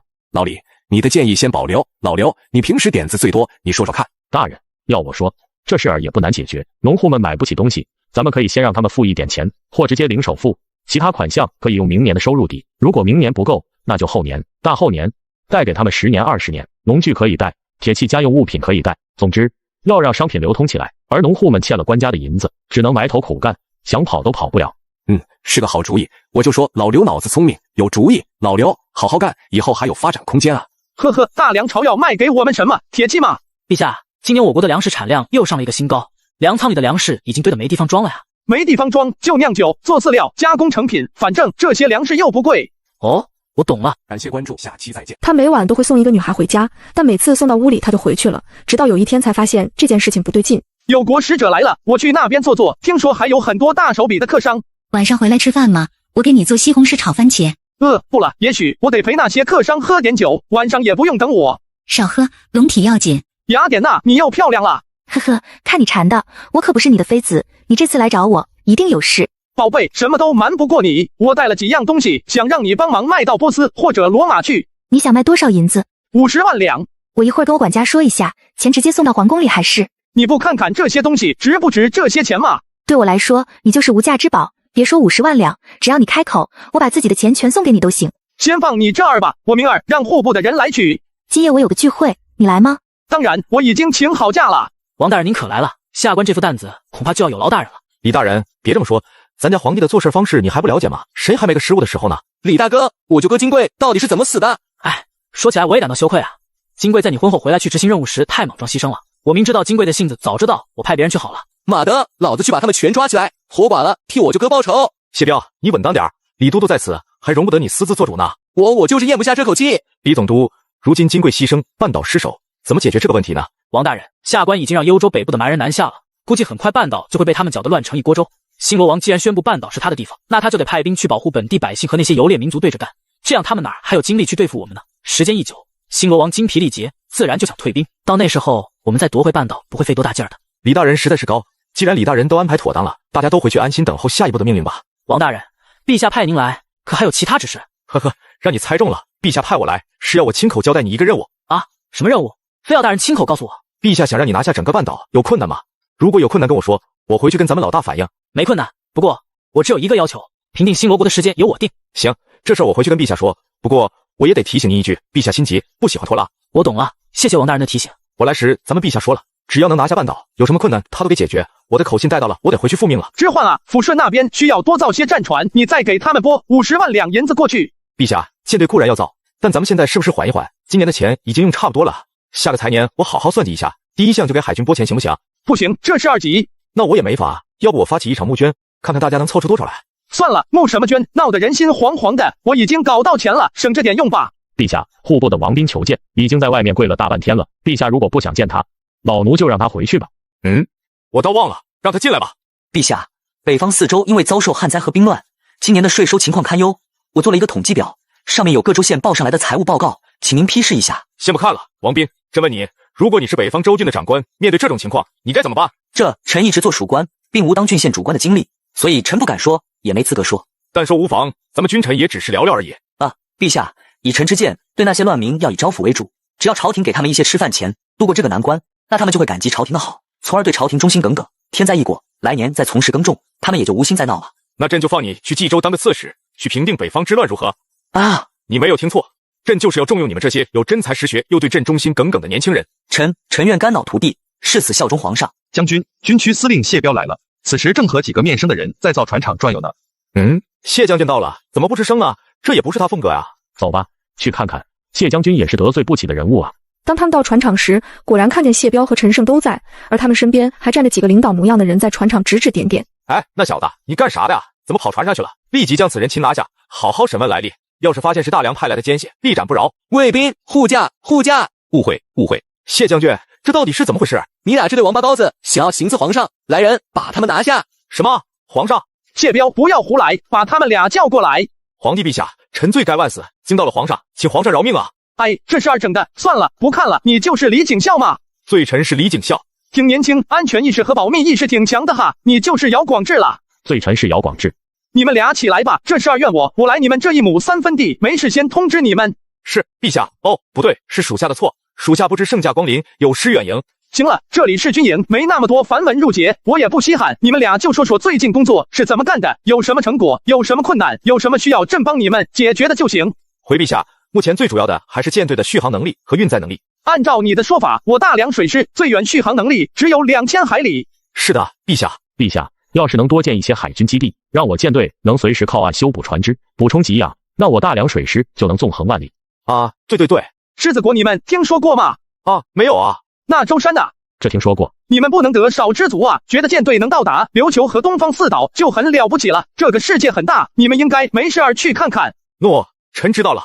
另外，我看了你们的船厂，听船工们说，他们人员少，待遇低，很多人连请个病假都不允许。我也知道是我要求你们太急了，但也要以人为本，尽量照顾船工的生活情况，要让他们生活好，保持健康。只有健康了，才有旺盛的精力去造船，对不对啊？啊，是。景孝啊，你之前在半岛战役中表现得很不错，我很满意。还有广智也是个难得的海军人才。讲道理，你们讲不过我，因为你们不敢跟我争。但论行船，我不如你们，因为我不跑船。但我大梁需要一支强大的舰队，去维护我大梁的利益，宣扬我大梁的国威。这个任务可就要靠你们俩了。陛下，我李景孝愿肝脑涂地，报效皇帝的知遇之恩。行了，皇帝要的是行动，不是保证。以后你们俩好好干就完了。诺。陛下，您去我的辽东军府待2天，我可想你了。我那里有很多好吃的，你一定没吃过。不了，谢彪，我还不放心你吗？你就督促李景孝他们去办吧，不就是缺几个海军基地吗？去建就完了。如果当地老百姓不同意，就打到他们同意。反正我大梁海军一定要走出去的。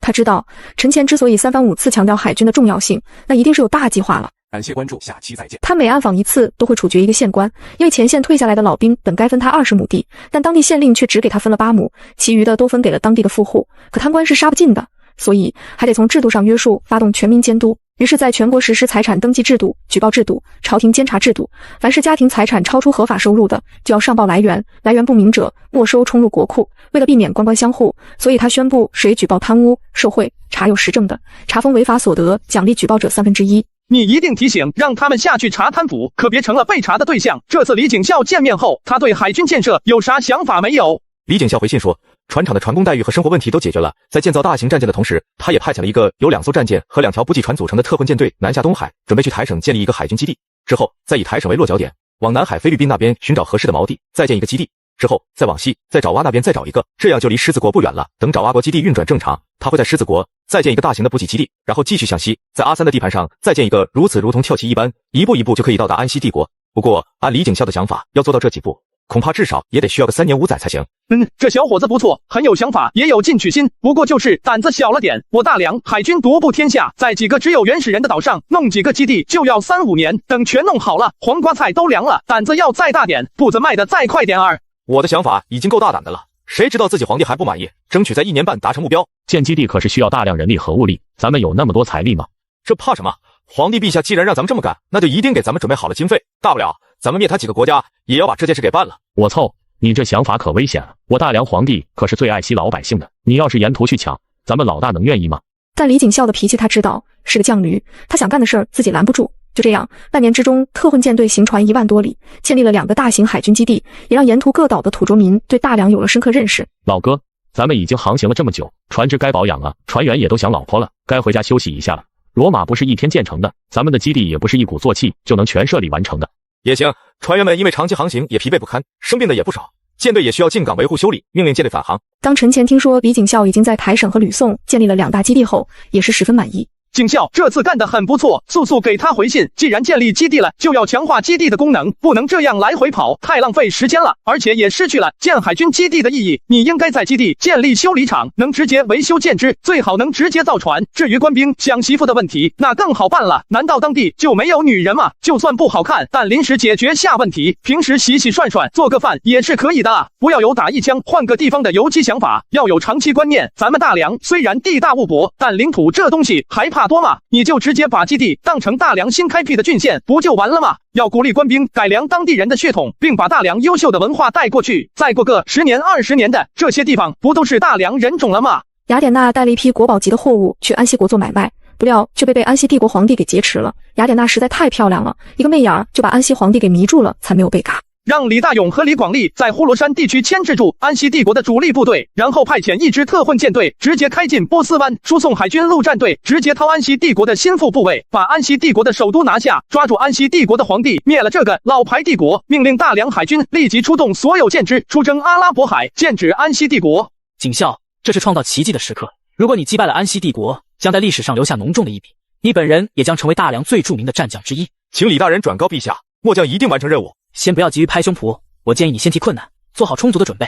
毕竟这次远征可是天长日久，路途遥远，充满艰险的呀。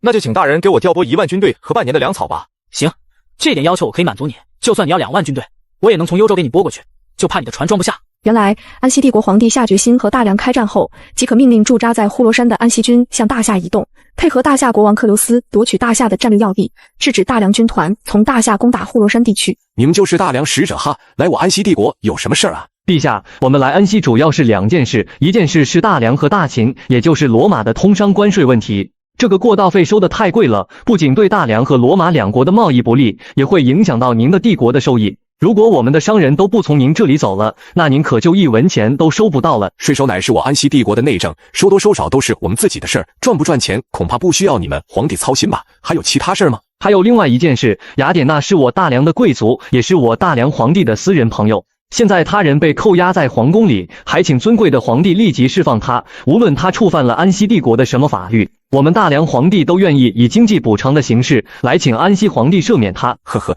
看来你们大梁皇帝还是个多情种子啊，还什么私人朋友？实话告诉你，现在雅典娜的确在我的皇宫里，她也是我的私人朋友，她不愿意走，那谁都不能勉强她。作为皇帝，我还能做到这一点。贾淳风也知道，光凭口才想要说服安息皇帝这个老色鬼白费，只有取得一场战争的胜利，才能让安息皇帝好好说话。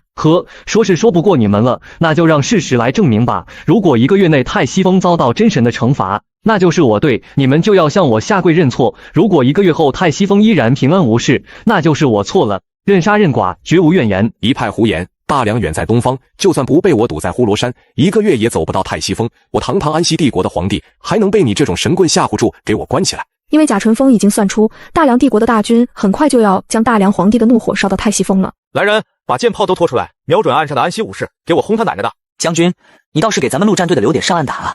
我们几个月没打仗了，也想过过瘾啊！谁知道他们这么不经打呢？我也没过这瘾呢，几炮就轰没了。什么？罗马人的战舰来进攻我们了？不可能，这绝对不可能！就在前几年，我们还把罗马人打得满地找牙，就连君士坦丁堡这样重要的大城都被我们给攻陷了。看他们打的旗帜，好像是大梁的军队。神什么？大梁的军队？感谢关注，下期再见。他身为皇帝，却啥事也不干，就天天坐在路边看美女，放着后宫佳丽3000不要，偏偏就只有这点喜好。只因这是通往国际贸易的必经之道，所以漂亮富婆当然是少不了。这天恰好相中一位年轻漂亮的女子，以收购她的商品为由，便把她给劫持了。殊不知这一行为便给自己带来了灭国之灾，因为女子的上家是大梁国的国王陈前。什么？大梁的军队攻打过来了？陛下，我们还是找大梁使者说情，让他不要让大梁军攻打王城了呀。看样子只有这样了，快点将大梁使者请来相见，有话好说，什么条件都答应，就是别再攻城了。陛下，大梁皇帝之所以大动干戈，原因只在于雅典娜解铃还须系铃人，这个时候跟雅典娜说比跟大梁使者说好使。雅典娜女士，以前确实是我不对了，我没有尊重女性，没有尊重你的意愿，结果弄成这么大的误会，给帝国和人民都带来了很大的灾难。如果你能说服大梁军不再攻击王城，我愿意奉献出帝国1半的财富，并将你亲自送回到大梁皇帝那里去。雅典娜早就知道会有这么一天，不过她没想到陈前的人来得如此之快，惩治的力度如此之大，这可真是冲冠一怒为红颜。行，我去试试看，如果大梁皇帝真的在意我，那他的将军们就能听我的建议。雅典娜女士，您快去吧，再晚可就不赶趟了。呵呵，现在我也是代表我大梁皇帝和你商量一下这事怎么办，事情是由你引起的，不是我大梁恃强凌弱。是我一时听了小人的谗言，得罪了大梁帝国，我一会儿就把那些小人全都嘎了，替大梁皇帝出气。杀不杀奸臣是你的事儿，和我大梁没啥关系，但我大梁帝国千里迢迢来这里，这人吃马喂的消耗可是不少，我们大梁皇帝的钱也不是大风刮来的，你看，只要是钱能解决的事儿都不算事儿。我安西虽然不算富裕，但也可以说算得上是高收入群体。您说怎么赔，我就怎么给。这是赔款账单，你自己看看吧。2000万两银子，这也太多了吧？多吗？安西帝国每个人摊2两银子，应该不算什么事儿吧？如果皇帝陛下不想拿这笔钱，那我也是没招了。我大梁的将军们都很凶悍，恐怕我一个老头子可约束不了他们。先生，一人2两银子虽然不多，但我国库里也没那么多现银啊。呵呵，我又没说让你一下子拿出来这么多钱，这么多银子我往回运也是个事儿。这么的吧，你先给我拿500万两，让我安抚那些将士，剩下的你给我打个欠条，用你安西帝国的关税做抵押，多赞我大梁帝国从关税里扣足了那1500万两，多赞这算算完，你看怎样？放心吧，先生，我安西将借全国之力，以换大梁帝国的欢心。这只是大梁出其不意的偷袭而已，怎么能说投降就投降呢？我们和大梁尚有一战之力啊！这种窝囊皇帝，咱们还听他的干嘛？不如反了自己单干。我不服，陈前有种和我再打一仗，我让你知道知道，我安西大军也不是吃素的。既然皇帝已经被大梁控制了，那干脆拥戴你阿皮氏当皇帝，自立为王。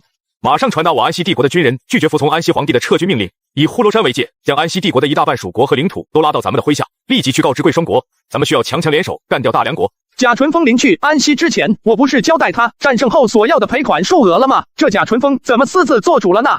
陛下，贾天师也是为了大梁朝廷谋取利益，没有来得及和陛下商议，可能也有其他事由吧。